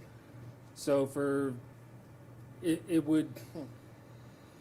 would be an unequal treatment to the folks within that community, in that rec council, if they paid to use that gym as opposed to every other community within the county. It would be a means to generate some revenue. But we're not talking much. about looking for substantial revenue, I think, over time. Right, but an outside organization, obviously. not- Outside organization Right. could be charged, you could generate revenue there, but for every outside group that's coming in and using it, that's taking hours away from the local community as Correct. well. So it would have to be a balance. Could we put credit card swipes on the tours? Maybe we put them on Littlestown Pike. Is that right? That goes to the toll booth that somebody wanted to put up there the other. Toll booths year. and drawbridges. There you go. Look, I think this is an incredibly important project. I know that we're looking to do something here that's out of budget, but with all due respect, it appears as if that's not a huge deal anymore, because in the last 3-4 weeks, we've done, not to this magnitude, but we've been throwing some funds at some other things out of budget. So I don't know that that's a thing anymore. That's just me. Nowhere near but- this magnitude. Is this the only source? But If, The only source of money? I apologize, no, Yeah. keep going, sorry. it, other than opening up the budget, Or waiting till the budget season. Are you saying, is this funding from the water the only source? Yeah. In this moment, in a practical way, yes. It could be that we could cobble together $3 million by going to a whole bunch of things, but it would get very, very complicated. That was my point earlier. There's not a lot of extra money in the capital budget. Most of what's there will be used. right. I think this is a very important project. I think it has to move forward. I don't want to delay this. To be honest with you, when we first voted on this, I thought it'd be done by now, to be frank, but I know we ran into a couple things in COVID and with the highway and all, and I know all that happened. But I think this is vitally important for that community. I think we need it. We're not building a palace out there, but what we're building with the gymnasium and the other rooms, I think is needed out in that community. This is the way to keep it moving forward right now. When we get to the budget, we can look, okay, we took $3.2 million out of the water fund, which was just bonded anyway, which I now understand, that we can look at ways of maybe putting money back into that when we talk about the budget. If we wait until that time, this is going to slow this project down, correct? Correct. I'd like to get this moving. I would really like to see it done as soon as possible, because that community has waited a number of years with nothing up there. I would like to move forward with this. I know money's tough, but we do apparently have the bonding, we can do it to move this. Let's move it forward. You know, It's not in my community. and to that degree too, just real quick, if we wait, the increase gets higher. Certainly could, yeah. We've moved, pennies on the dollar in recent times out of budget cycle, which wasn't, we were setting precedents by moving a few $1,000 here or there, which brought up a lot of discussion and frustration, but we got through it. You're right, this is a much higher magnitude. Compared to a few thousand to 3.2 million. The pragmatic approach is to use these dollars today. The other pragmatic approach is to open up the budget or wait till next budget season. My biggest concern is if we are taking dollars today out of the budget cycle where we know we're going to have to pay for those dollars to use, there are other priorities in this county that are, and EMS, and I'm not comparing this to EMS, but there's just a lot of priorities. There are a lot of priorities that we're working to fund, and not EMS, but the whole fire piece of this, the whole, the roads that we're trying to build. You know, there's just a lot. And that's my biggest concern. This does not lie with the priorities of other things, and you know, that I think for safety, security, capital projects deserve to be looked at. So, and it's not belittling this, because I want this to go forward. I mean, you know that, because I participated in a lot of the discussions. You know, the closing of the schools saved the school system about $5 million. It's probably cost us $15 million in the whole process. I mean, that money was nothing safe, believe me. It's cost us, this is a prime example, North Carroll has not been easy to get to this point. I mean, we've had all kind of expenses coming out of this. But, you know, we're trying to, I guess, make lemonade out of lemons here at this point. And, you know, we said we'd move something up there and we put it in, and that we're going to do that. And I don't want to stop the project or anything. I'm just worried about the funding and how we can squeeze it in. There's no cost share, no wealthy person you know is going to make a great contribution to this. The Wance family would make $1 million contribution. Yeah, right. I just happen to have a check for $3.2 million in my pocket. I'm thinking maybe I have a way to help you advance this conversation. I think the first thing you need to consider is this idea of priorities. Are we willing to spend another $3.2 million on this project? If that's a yes, then you're into questions of mechanics. And that takes you to making use of this money, which, again, was money that there's no imminent plan for, and creates a $300,000 a year new ongoing cost that we hadn't planned for. If not that, then you're left with opening up the budget, where you could then access unassigned fund balance to make this happen. Right. So are we willing to spend $300,000 a year to doing this? No, that wasn't my point. I'm saying the first question is, are you willing to spend $3.2 million? No, I got you. So the first answer, I think, is going to be a resounding yes. Okay. From us, and that's where I mean the pragmatic effort is: are we willing to, you know, pay interest on this, you know, year in, year out, or are we willing to wait for either the budget to open or open up the budget?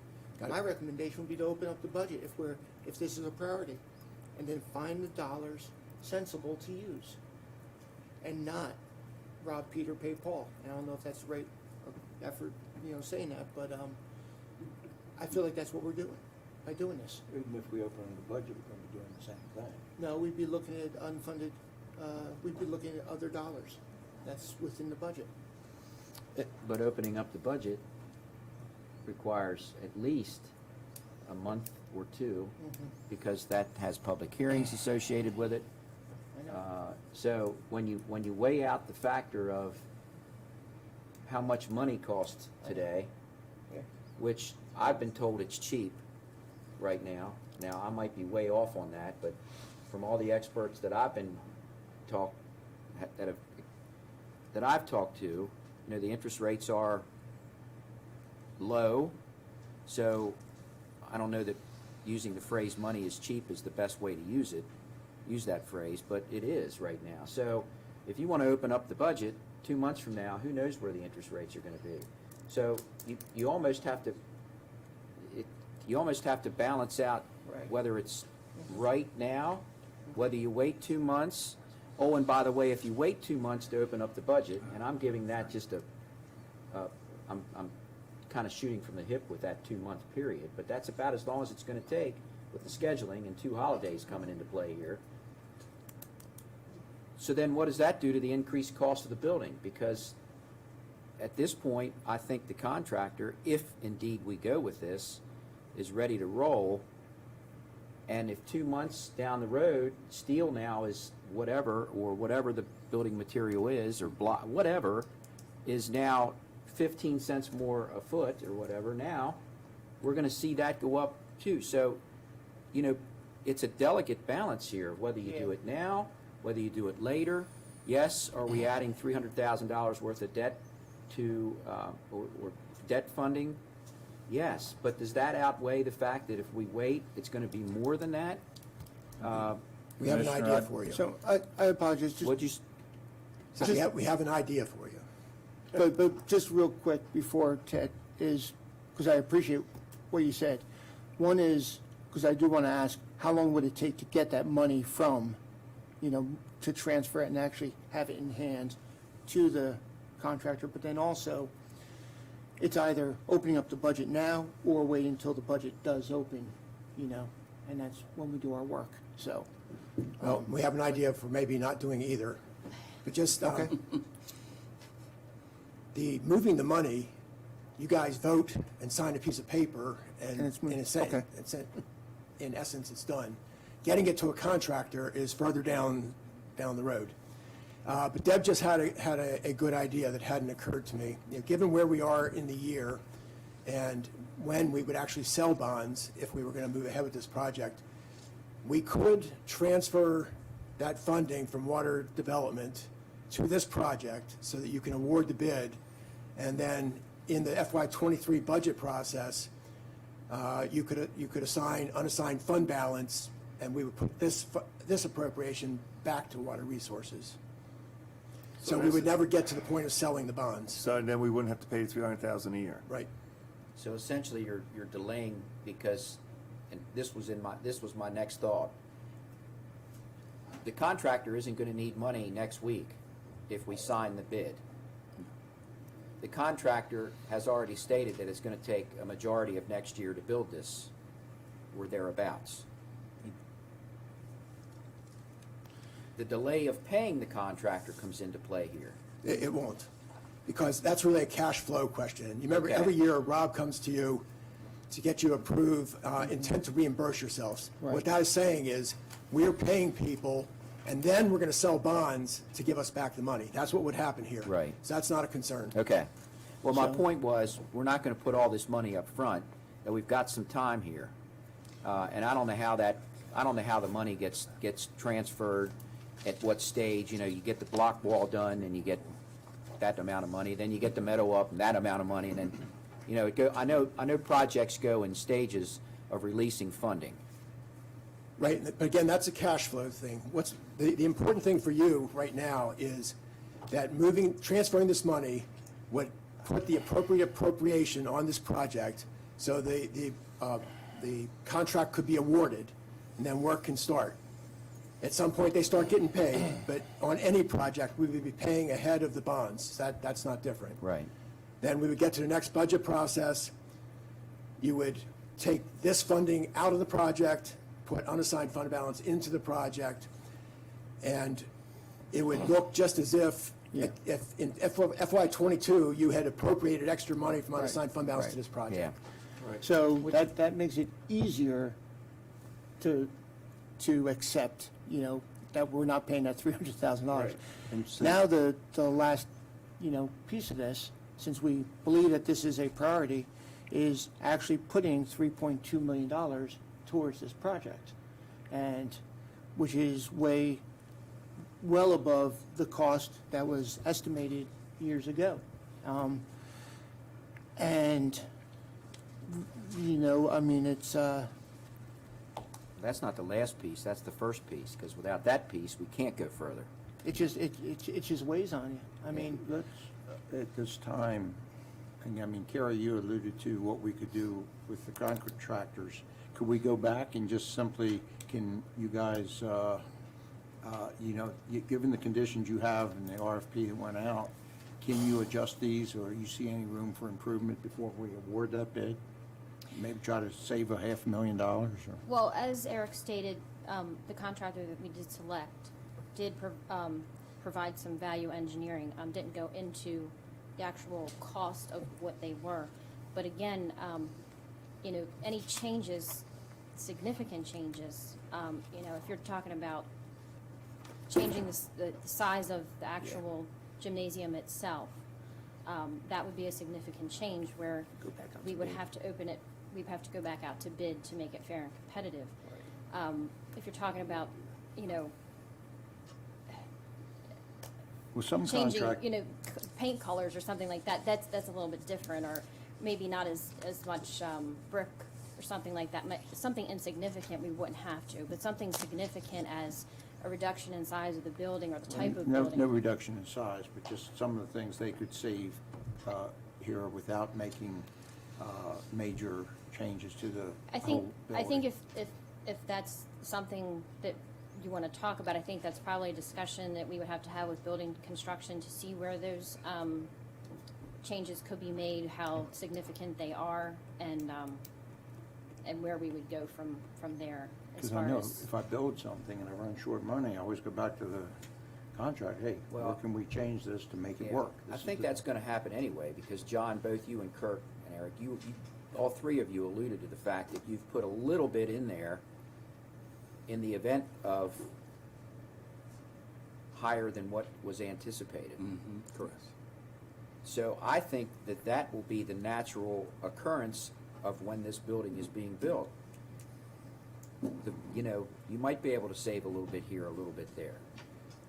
So I think that's already in play. And we know very well, again, I'll make the point, we've done this with other projects since I've been here, and lots of times they'll come in under because you guys do that, or the contractor will do that.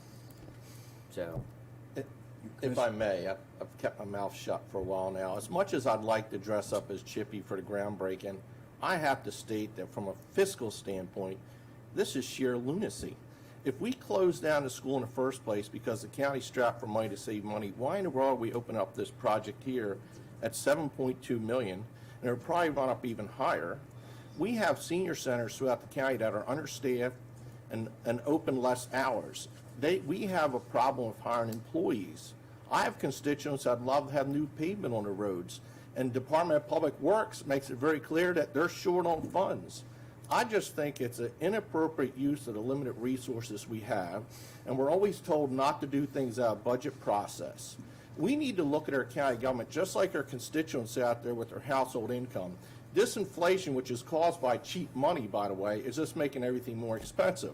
I have families who have to make a decision whether they'll eat out this week or how much insurance they'll carry on their vehicles.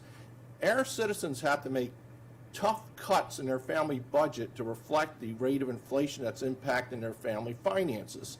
We as a county government should be doing the exact same thing.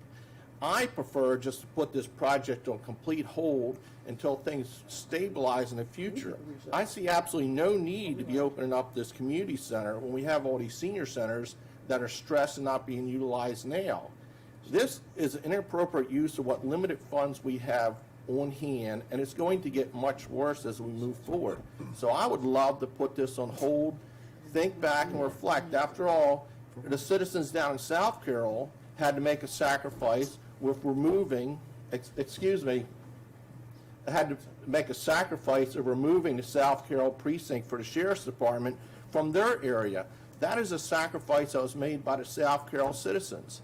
And I'd like to request a potential sacrifice of the North Carroll citizens to allow us to put this on hold and be understanding, just like we need to be understanding of their own personal finances as well. so while I appreciate those comments, I really do. Thank I you. see where you're coming from.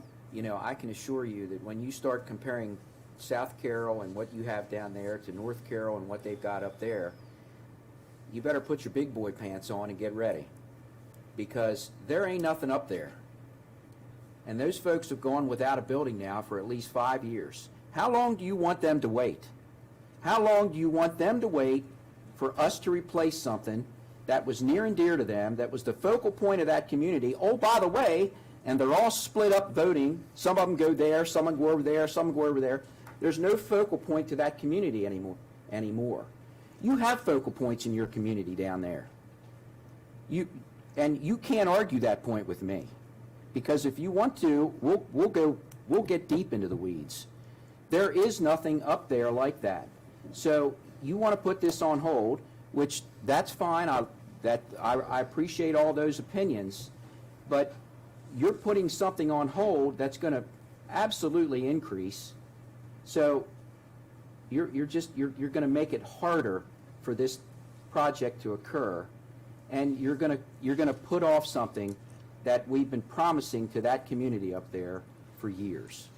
And Just because you think that, you know, we've got to live within our means, we're all living within our means. Could we put a bigger building up there and a brick building that would be greater? Absolutely we could. This is a budget building anyway. So while I appreciate your argument there, and I like to get all those points, I will not sit here and have a void in that community occur again or still. I'm done. They need something up there. They need it now. They need it yesterday. It's time to move. And if we can do it the way in which we're doing it, and can do it without perhaps a challenge with our interest and you know, making those bond payments in this manner, then so be it. But if we wait, this building is going to get higher in cost, and it's just time to move on. I mean, if you'd like to hear from the community, I'll be glad to take you up there. You go as far as the Union Mills Homestead, and you make a huge, big yippity-doo-dah about that place, and that's They got wonderful. cannons occasionally. So, but beyond that, there's life. Well, I appreciate So, your and passion. we've got to do something for that community. We have got to do it, And period. I'll tell you, just putting apples to apples, oranges to oranges. So, Sheriff's Department, senior centers are staffed, and our Director of Citizen Services, she is doing a phenomenal job with our senior centers. Comparing senior centers and Sheriff's Department and other things down in South Carroll, because I'm down in South Carroll, is unfair, comparing that to the Charles Carroll Community Center. So I'm not sure who's feeding that information, but the fact is, when there's a challenge with the senior center, you know, staffing, it's addressed. It is addressed, and I am very, you know, proud what they do to address it. And the Sheriff's Department, we made a conscious decision to push that to the right. So comparing a Sheriff's Department, and that was by the advice of the sheriff. Okay, so pushing that to the right has nothing to do with this. So let's keep things together. And my focus from the discussion was, is this a priority? And we believe that it is a priority. Now, it sounds like we believe, the four of us believe this is a priority. The now challenge is it a pragmatic solution to use the funds that are today to go forward with this? And we got a step closer by saying that there's no interest on the funds. So we're getting there, but... Maybe. Well, no. Yeah, I mean, I think that's You a said good there's way- no... Yeah. So... Right, as long as the board follows through with the budget process. Right, that's why I say Well, maybe, it's because, the- That's always a because That's come, correct. Okay, come that's May, fair. there Yeah. could be other thoughts at You're that right. point. But No, by that that's- time, I hope that's there's fair. there's a slab up there at least. But comparing priorities like that, I disagree with, because those are my priorities down there. And I 100% agree that those are priorities. But I'm not going to compare those to this, because we're not talking about taking this money away from another pot of money. So, But ultimately, it's going to impact our overall budget, and that's the point I'm making.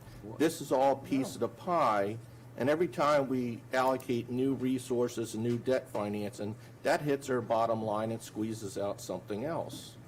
we're not hitting new debt services. No, and you started off your statement saying, we closed the school to save money. We didn't close the school, the Board of Ed closed the school, and that saved money on their budget. Okay. Didn't save us any money at all. But now So we're it was a accruing whole- a It's a whole different look. And the last board, which you two weren't on, but the last board, I think, made a promise to that community to open this building up and to do what we could to get this building up and running as soon as possible. We ran into delays, and one of the biggest delays was with the road and the Yeah, ingress, egress. Right, ingress and egress. Which- That really put us back. Which, by the way, could have been a lot worse. No, believe me, I know, I could have Because been they were millions. talking 4 or 5 lanes up there at Right. one point. Remember that day? Yeah. And I went, Yeah, and that was, and it was worked out, it did cost us time and money, but it was worked out. I just feel, at least, we, the three of us at least, have made a promise to that community, I think we need to fulfill that promise. This is a way to keep it moving forward, and if we go with if we move forward with this and we go with how we're going to do it with the budget, it won't cost us $300,000 a year. I just think it has to go forward. I just think the community deserves it. They've been waiting for it. They were more or less promised it when that school was torn down. I just think we need to vote on this, move forward, and see where it comes out. I mean, we have discussed this for quite a while. Well, I think we all know where we sit. Well, let's see where it comes out. It doesn't give me a vote of confidence. Well, So- I know that. So But don't you know go what to there. do. Give me a little bit more, again, that pragmatic. This is the way we're going to approach this. Well, So, that's- Yeah. And Commissioners, I would like to just point out a few things, and hopefully I don't get nudged by my counterparts for saying, but the contractor, because of the volatile market that there is right now with materials and so forth in the building, they're holding prices for 30 days, and that's it. And what day are we on, Kirk? Probably 20. Getting close. Getting close. Some of the subcontractors that have submitted their information to the contractor are holding it for 14 days. So that's just where the market is right now. I don't like it, but that's where it is. To piggyback a little bit off of what Commissioner Wayne said, to hopefully answer something, a question that you had previously, Commissioner Weaver, we are going to try to value engineer this thing as much as possible. Because of obviously the state of where we are at right now with the funds that we're requesting. There has been some items that have been identified to value engineer. But I want to stress that the building itself, there's only so much to it that we can value engineer as it stands right now. Now, like Commissioner Wance had stated, when it was an all-brick building and we had some bells and whistles with it and so forth, those things have been cut out. The bulk of this project and money is in the civil work that needs to be done. The water, the sewer, the fire suppression system. There is a tremendous amount of work of civil to get this pad ready to put a building on.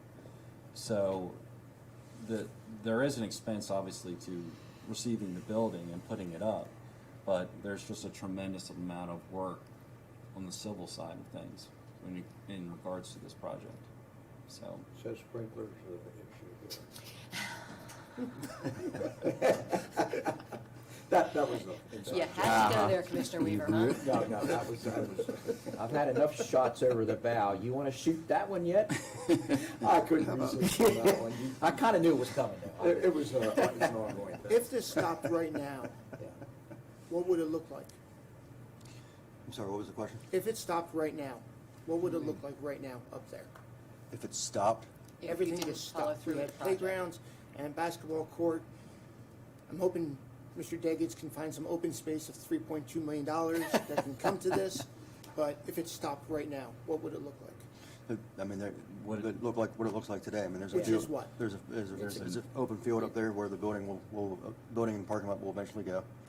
There's a pavilion, a parking lot that's in whatever shape. Shambles. Okay, I'll go with that. Okay. A playground and a ball field, and basketball and tennis courts, and a big open field. That's it. And as I stated when I was on my rant, and I apologize. Most I of you know, appreciate your everybody passion. should know by now that this project is near and dear to my heart. I mean, because that community has suffered incredibly. There's nothing up there. We always compare the other part. There's nothing up there. There just isn't. This community's growing. There's a lot of young people that are moving in. They need something, but there's nothing there. So to answer your question, it's an open grass Just field open that our space. guys Yeah. go up and spend money on to mow it every other week. So it just, I don't. Okay. So, How come we can't find open space dollars? well, I I'm don't with him, think. Mr. Deggetts, for a capital project. I mean, we're using open space dollars for other projects. Don't have that much of it. We are. It's very unpredictable how much we receive each year. Right. And if we were to try to come up with that sum of money out of open space funds, it would mean not doing anything else at multiple sites for multiple years. Right. So as, everything I brought to you this morning was replacement of existing items. Right. It would mean when they age out, we take them out and don't replace them with anything. I'm just saying, I mean, it's easy to get after low-hanging fruit, but there's also taking a piece of that and applying it towards this for projects. So, and I'm sure that's what's going to happen when this is all said and done. So, okay. The other thing that I got Thanks, to point Jeff. out is, I don't know how many pencils you've been through as you've sharpened them to get it to where it is today. But, the work that you've done on this and the times that I've stuck my head in the door and you guys that went, oh geez, here he comes again, I truly do appreciate it, because to your question, Dick, they've been sharpening their pencils on this, and there's not much more fat here. The building is a basic building, if you will, and it's unfortunately not going to be a brick building like a lot of our senior centers that are in everybody else's district. It's just not. So I think it's a building that's going to last for many, many years, however, as a result of sharpening the pencil. So will there be some savings? There probably will be. We'll see. But again, I can't keep talking about it because I've said my piece, and I think we need to move here. I really do, because I truly do believe the bottom line for me is, and you guys know how I am fiscally, and that was not a shot at the bow at you, Commissioner Rothstein. It wasn't about out of budget. If it was, it was not intended to be. But if we don't do this now and we wait, it's going to be how much more? A ton more. So looking at it that way, I think we just need to move. So I'm going to make the motion that we approve a transfer of funds of 3.2 from Water Development, 8294 to the Charles Carroll Community Center in accordance with Resolution C 22.02. Second. Okay, I got a motion, I got a second. Is there any further discussion on this? Knowing that there's no debt service definitely helps towards this. Just remember that in May now. I'll remind you. This is a tough one. Yeah. Shall. And I want to be clear. I'm not, you two have worked with me now for 3 years. You two have unfortunately worked with me for 7. You know how I am when it comes to fiscal responsibility. You all know that. But I truly believe this is incredibly important. And I'll tell you, my comments about down south do not diminish those priorities of the South Precinct or the senior centers. And we will do everything we can to continue to staff them appropriately and take care of the communities across this county. So, okay. Any further discussion? I just want to state that it was very important for my colleagues and I to have this debate in front of the public. It exposes all the different things we have pulling at us, and I want to show my appreciation to Commissioner Wance for his commitment to his constituents. That is a very admirable thing to do, and I appreciate his passion for his constituents. So thank you very much. Okay. Any other further discussion? All in favor? Aye. Aye. Aye. Against? Okay, 4-1. Let's move on. Charles Carroll Community, so what are we talking about now? The actual bid. Is that what we're doing? I lost. I apologize. Okay, award the contract for the Charles Carroll Community Center, now that we transferred the dollars. The Office of Procurement, in cooperation with the Bureau of Building Construction, request your approval to award a contract for the construction of the Charles Carroll Community Center to North Point Builders in the amount of $5,428,300. This amount is within the proposed budget that was approved prior to this request, and no additional funds will be necessary. Commissioners, this was, the Office of Procurement did this in a, solicited this as a two-step process. The first step in the process was we issued a request for statement of qualifications. We received 10 statement of qualifications from vendors, and all 10 were evaluated by an evaluation committee based strictly on their qualifications. Once the evaluations were complete, the top 4 contractors were shortlisted. The second step in the process was the four shortlisted vendors were issued a request for proposal, where they were to submit a technical and financial proposal. Of the 4 contractors, 1 withdrew, 1 was disqualified and deemed non-responsive, which left 2 contractors, North Point Builders and Lewis Constructions. Both were evaluated based on their technical proposal, oral presentation, and financial information. North Point Builders was the highest overall ranked, and we are requesting that they be awarded the contract.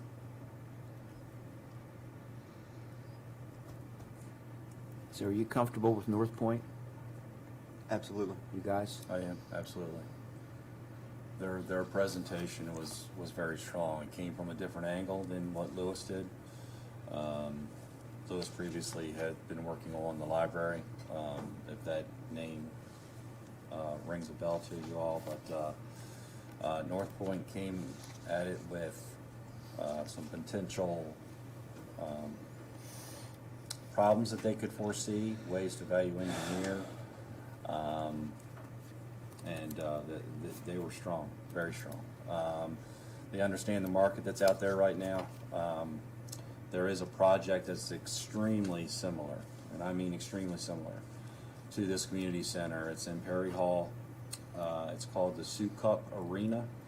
I would encourage all of you to go and look at it because it's very similar to what we're building here with the community center. They were the contractor on that one. That's what yeah, so they were the contractor there. So, but yes, they're ready to go. Just because of time frames of ordering the building, mechanical, electrical, to get that equipment in, you're looking at 12 to 16 weeks, 10 to 12 weeks on electrical, 12 to 16 on mechanical, things of that sort. So, there's some time frames involved as well. So The fact that there's an existing building that would be almost identical is a big benefit, and I'm sure Commissioner Wentz would like to go visit. I'll probably go with him. I see they're doing pickleball there. That might change everything. What, realistically, what's North Point telling you for a timeline here? They've told us that the steel building is probably 8 to 12 months away from being delivered, if they put the order in today. Wow. So does that mean the groundbreaking might not happen until we're out of office? Groundbreaking should take place before you're out of office. Okay. Absolutely. Just want to make sure I still show up as Chippy. But you're liable to get shot now. Hey, there's no You seats might on want to be chipmunks. careful, because there's a lot of hunters up in Silver Run Union Mills. But yeah, so we've been told 8 to 12 months on delivery of the building.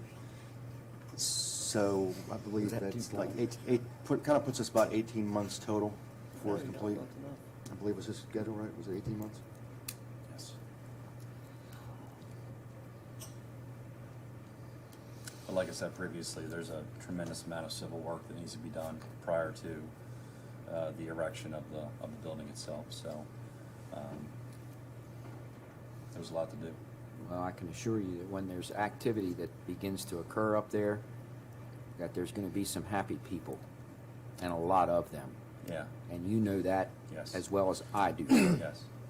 There's already been a few residents up there just You know, we were there checking out the well that was there to make sure the pump is effective, and the contractors potentially, if this all went through, you know, had water to work with and so forth, and they came out of the woodwork. They knew he was there, and they were asking why, and, you know, some of them have 24/7 cameras that are watching everything, so they're definitely aware of anybody that steps foot on that property to see what's going on, so. Are they watching the deer or the people? Probably both.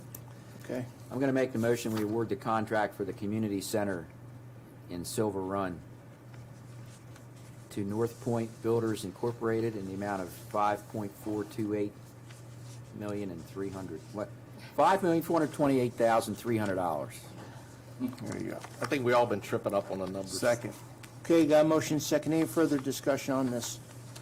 All in favor? Aye. Against? Against. Okay, 4-1. Okay, let's move on. Request approval to sign Delta Airport Consultants Task Order Number 4. Thank you, guys. Thank you all. Let the hunters up there know there's not much meat on the Gentlemen, come on chipmunk. up. Need to run? Huh? No. Okay, well, gee. Just wanted to get going. Mark, hey. Good morning still. Good morning, Commissioners. We are requesting board approval for Public Works to sign Delta Task Order Number 4. Task order will provide land acquisition services, including property surveys, recordable plats, environmental site assessments, appraisals, review appraisals, and negotiation services for 22 parcels. These parcels contain the necessary fee-simple acquisitions and easements we need for the relocation of the runway itself and to keep FAA Part 77 surfaces free of obstructions after it begins operation.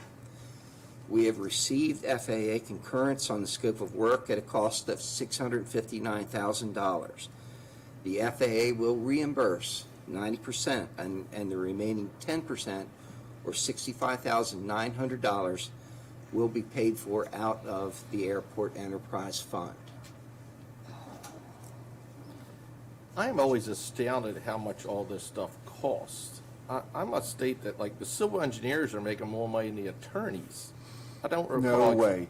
No way. You know, keep in mind, this is 22 parcels, and this will take a Okay. while. But, I think this is a revised number from just the other day. It's going Yes, up. it is, sir, yes. Ugh. There's no other questions. I'll make the motion that the Commissioners approve the signing of the Delta Task Order Number 4 for the necessary land acquisition services for properties and easements needed for the Carroll County Airport Runway Safety Improvement Project in the amount of $659,000. Second. I got a motion, got a second. Any discussion on this? All in favor? Aye. Thank you. very much, Thank you. Commissioners. Mr. Myers, we appreciate your work on this project. Thank you. You're welcome. Let's keep moving forward with the airport. Okay. Approval of funds to create a CIP project to replace the maintenance building at the Carroll County Farm Museum. Gentlemen. Good morning, Commissioners. Before you again.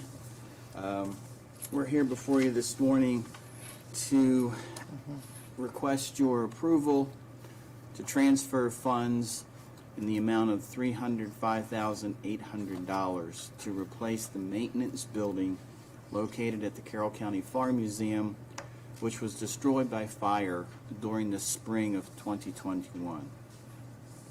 The Office of Management and Budget has provided the source of these funds, and they are here to answer any questions which you may have. The replacement building will use the same concrete slab as the original structure, which was left intact after the fire. The size of the building is 5,600 square feet. The new building will be constructed to meet the current needs and requirements of the maintenance staff at the Farm Museum. The project was bid, and 5 contractors submitted proposals.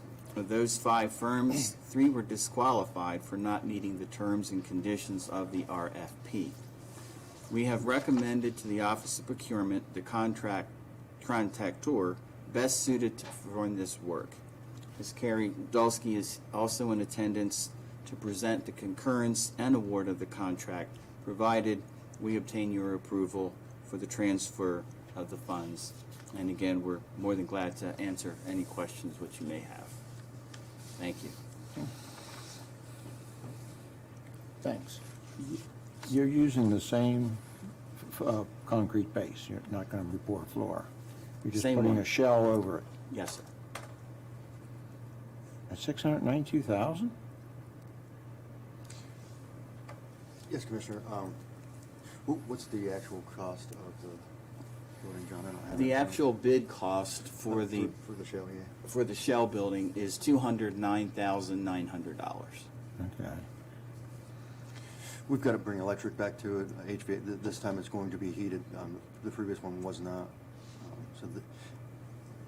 In addition to that, it was fitted out with an office and some storage areas. So there's improvements to the inside of the building as well. When I say we're bringing heat in, we're also insulating the building. The previous building was insulated as well. So we're mostly putting back what was there. There are some improvements that the Farm Museum has requested to make their operations better, which we understand. So that's basically what the project is. So we're upgrading. A little bit, yes. A little. Upgrading and some minor upgrades. What I would say is what was there no longer meets energy code, so there's a lot of upgrades that we've got to put in place because the energy codes that are in existence. More mandates and more civil engineering, right? Exactly. Where does this money come from? This money is coming from. Part of it's the insurance, right? What I'm reading here. Yes. Yeah, part of it's Bear with insurance. us, gentlemen. Yeah. Let Ted just address it. Go ahead. Okay, some of it will be covered with insurance. The rest of it is coming from us. The transfer is part of that coming from us. That's from the Public Works unallocated. So this is a capital project with appropriated money in it. We keep some money there for situations like this, where during the year you have to come up with money for a project. So it's available for this use. Now, of course, the downside is, having used it, it's not available for something else, so we will have to look at that during the budget process. But there'll be no debt financing this, No. no bonds. Be cheaper to move this building to Charles Carroll. He's gonna hit you or something. I'm going to make the motion, the Board of Commissioners approve Resolution C-22.04 to provide funding for replacement of the maintenance building at the Farm Museum. Second. Okay, I got a motion in a couple of seconds. Any discussion on this? All in favor? Aye. Okay, thank you, Commissioners, gentlemen. for your Now time. let's Thank you. talk about a pole building for the Carroll County Farm Museum.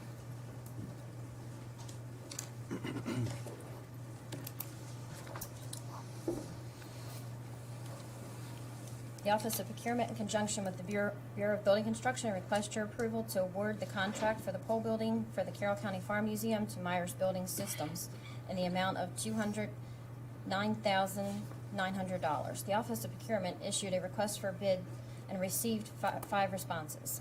Of the 5 bids received, JCS Communications was the apparent low bidder, but deemed non-responsible. Therefore, they were notified that they were disqualified. The decision was made to move to the next lowest responsive and responsible bidder, which was Myers Building Systems. The amount being requested is within the proposed budget approved prior to this request, and no additional funds are necessary.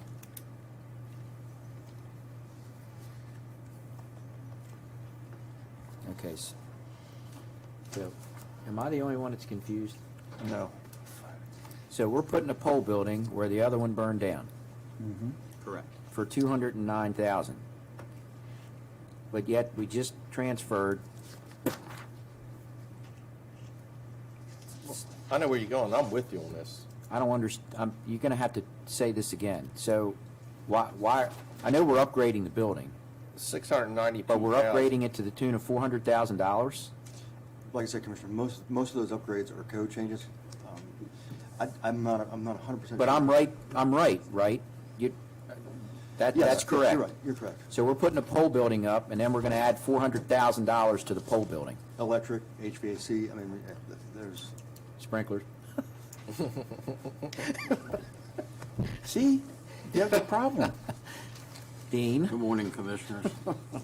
Part of the cost is going to be, there's 80 foot of this building that was used for storage, and it is now going to be used as a part of the work area for the facility, because what was there was small, and what they need now is a larger area. We based the cost for fitting that area out on what the original cost was to replace the shop area that was existing. So there's about $115,000 that'll be put into that 80-foot area to insulate it, heat it. The entire building was not heated before. It needs to be heated now. We have at least $24,000 worth of upgrades to meet the new permit requirements for that building. So there's a lot of internal parts to it that have raised the cost. We have an architect we're bringing on board to do the interior layout and design for it, because it has office space, it had bathrooms, it had tool rooms and other areas that need to be designed for the installation for the new permit. So that's where the extra cost was coming in. You don't have to heat storage spots, do you? The building is actually going to be a full workshop. There'll be storage, but it'll be in the workshop area. There was a large area of just storage, but So that's basically, not. you're saying there'll be an area where you can have mechanics working on Correct, equipment in there, yeah. and it's environmentally The whole controlled. building will actually be set up for people to work in. Okay. Okay. So the 209 is just the building. Myers is going to come in and go, dunk. Correct. And then you're going to take it from there. Correct. Okay. How are they going to go? Dunk. Okay. I'll make the motion, the Board of Commissioners award the contract for pole building Dunk down the head. for the Carroll County Farm Museum like I to did Myers today. Building Systems, Inc., in the amount of $209,900. Second. Okay, I got a motion, I got a second. Any discussion? Is this the Bonnie Staub building out there? Are we going to name it? The Bonnie Building? BB? Okay, all in favor? Aye. Fantastic. Thank you. Thank you. Thank you so much. Thank you very much. Chris, do we have any public comment? I have no callers, sir. Okay. Anything for open admin from my colleagues? I just want to make note that there will be, check your schedules, there will be open session next Tuesday. Correct. We'll start. Right, no- Just because, and December is going to be a little challenging too, because the way the various holidays fall. So we may have to have a Tuesday session in December as well. Okay. So But we'll, we'll talk about that. yep, Yeah. we'll look at that. That's, You need all five of us, or it's not necessary? Can I pick the ones I want? No. Absolutely. I pretty much know who you're going to pick. okay. So that still goes with me, so, with my Did- theme here. You know, the only comment I just want to make is a lot of good discussion about Charles Carroll. And I've said it before, and maybe it's just my perspective. This has nothing to do with constituents. It has to do with communities. And we all have communities, but we're really looking at the Carroll County community and what is best. And again, I don't want to be parochial about it, but whether it's North Carroll High School or Charles Carroll Elementary or Harrison, Leishertown, Mount Airy, or the things that are happening in Eldersburg and Sykesville, it's one Carroll County. And I appreciate working through that. And it had nothing to do with, to me, whether it was a priority. It really had to do with the pragmatic piece of this. So, okay. Agenda review. We're not going to skip the agenda review because last time we did, I think some of us were 30 minutes off schedule for an event, so, just saying. Transit Advisory Council on Monday, Commissioner Frazier will be attending. Tuesday, November 9th, we have closed admin at 9:30, 10 o'clock, we have open session with bulk road salt discussion, along with Sandy Mount Park parking lot mill and overlay. Then at 1 p.m., we will go into our third residential text work session. At 4:30 p.m., adult drug treatment court graduation. Just shows Commissioners Boucher and Frazier, I believe, all of us. I mean, I know I am. Yeah, Are you- Yeah, if I can. I And think, take my name off there. I cannot make that. all right. Okay, so let's make 4 of us and not Commissioner Frazier, but thank you. At 6:30 p.m., the 50th anniversary Recreation and Parks Volunteer of the Year Awards, and all of us will be attending that as well. On Wednesday, November 10th, the BWI Business Partnership Breakfast, the Comptroller Francho is the guest speaker. I will be attending that. Opioid Prevention Coalition will be virtual, and Commissioner Frazier attending that. Carroll County Farm Museum Just got canceled. got canceled at 9:30. Okay, there will be a Vehicles for Change, pretty exciting. It's a nonprofit. We'll be providing vehicles to veterans in the region, and I'll be attending that at 11 o'clock. At 5 p.m., the investiture of the newest judge, Kara Lewis, and currently Commissioners Boucher, Frazier, and Weaver will be attending that. You will not? Okay. Board of Education, board meeting at same time. I'm going to the investiture and then go to the board meeting. Okay. I'm sure you have time to hit both of them. Absolutely. There's plenty of time between 5 and midnight. On Thursday, November 11th, the county offices will be closed in observance of Veterans Day.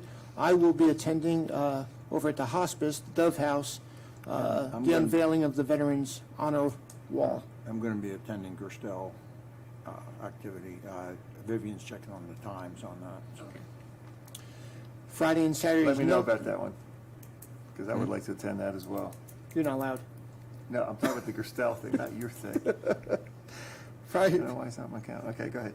Friday and Saturday until rudely interrupted, nothing. Sunday, I will be providing a very strong podcast. Very good. On First time then. Yeah. That was almost funny. Monday, November 15th, nothing. Tuesday, November 16th, we have local management board meeting. Commissioner Frazier will be attending. The Planning Commission will be virtual. Commissioner Wance will be attending. Actually, that's in person, I That's think. what I thought. Yeah. Okay. So I the, think so. That's in person. I yeah, think. I believe it's in person. Yeah. The Carroll Community College Annual Meeting, we will all be attending at 2 p.m. And that will be at Carroll Community College. And then the Veterans Advisory Meeting, which will be virtual, is the same time, so I doubt the 2 of us will be attending that. On Wednesday, November 17th, the Ag Conservation Zoning, we got our 4th work group. No. Ag Conservation Zoning Text Work Group Meeting. Apologize. Commissioner Weaver is attending. I have That. to be, this is a workshop meeting. Okay. Not, Oh, I was going to say, what is that? Yeah. not one of the Okay. normal meetings. Yeah, like what? Okay, there'll be a Mako Fall Retreat up in Baltimore. Commissioner Wance will be attending on the 18th. Well, yeah. No, I'll be here for open session, so I'll be attending that later in the evening. So, Okay. Well, since Commissioner Wance will be here for open session, we'll have an open session. We have closed at 8, 9, we'll have open session. Solid waste funding, talk about radios and accessories for our fire department, Cisco SmartNet support services renewal. We'll get our quarterly update from Mr. Zaleski from Department of Management and Budget, and consideration of bond sale award resolution from Mr. Rob Burke, our comptroller. So that is the day of the bond sale, and Says, so. I thought the 20th was the day of the bond No, sale. the 18th is the day of the bond sale. Oh. You're looking at me funny. I thought he said the 20th. No, that would be a Saturday. So, Yeah, okay, so, okay. And so we always have to remain a little flexible with Right. regard to that. The sales usually, I think it's around 10 o'clock in the morning, Mhm. and then by the time they do their calculations and machinations and figure out who wins, so to speak, they'll be here. We have a public hearing starting at 1, so that was already previously advertised, and so we can't really move that, but we may, if worst case scenario occurs and they're not done and ready at 12:45, we may have to pause the public hearing for the few No minutes problem. that it takes to award the winning bidder on the bond sale. Okay. Does all that make sense? And then it's a 1 PM, not AM, will be a public hearing, along with 7 PM. So we'll have I'll two just set the public alarm hearings. early. We will be downstairs in room 003. So the public hearings are for, because of the bond sale? Say that The- again? These two public hearings at 1 and 7? It's for the text It's for amendments. text amendments. It's for residential text No. amendments. Right. Okay, okay. So I'm going to have a conflict there because of the Mako board 7, retreat. Not sure who looked at that, but I doubt if I'm going to be at the public hearing, The second one. the second one. Okay. Okay. So, The second one's virtual, actually. So the evening one is virtual. So, and again, with public hearings, it's just a listening role Okay. for the board. well, then I can watch it after the fact. You- Okay. and you can watch it after 1 the fact. o'clock's virtual too? No, that's No, in 1 person. PM's in person. Okay. We wanted to give options to people. Yep. Okay. Not only time, but also virtual as well. as in Okay. Commissioner Wentz will continue with the Mako Fall Retreat on Friday, the 19th, nothing on Saturday, and looking forward to Commissioner Wentz's podcast on that Sunday. What I need is a motion to go into closed for land acquisition, and then recess after that, and then go back into open at 1 PM. Motion to go and close for land acquisition. All in favor? Aye. Aye. Somebody Did second somebody that? second it? No. Second. I didn't hear a second, but I'm voting on something that hasn't been seconded. I know my brain's really not functioning on Second. all Okay. cylinders right Yeah. now. You But second? Yeah. He seconded. Oh, he did? He just mumbled. Okay. So, He's been mumbling since like now I 10. need a motion. motion to recess until 1 o'clock? Second. I have a motion and a very soft second. All in favor? Aye.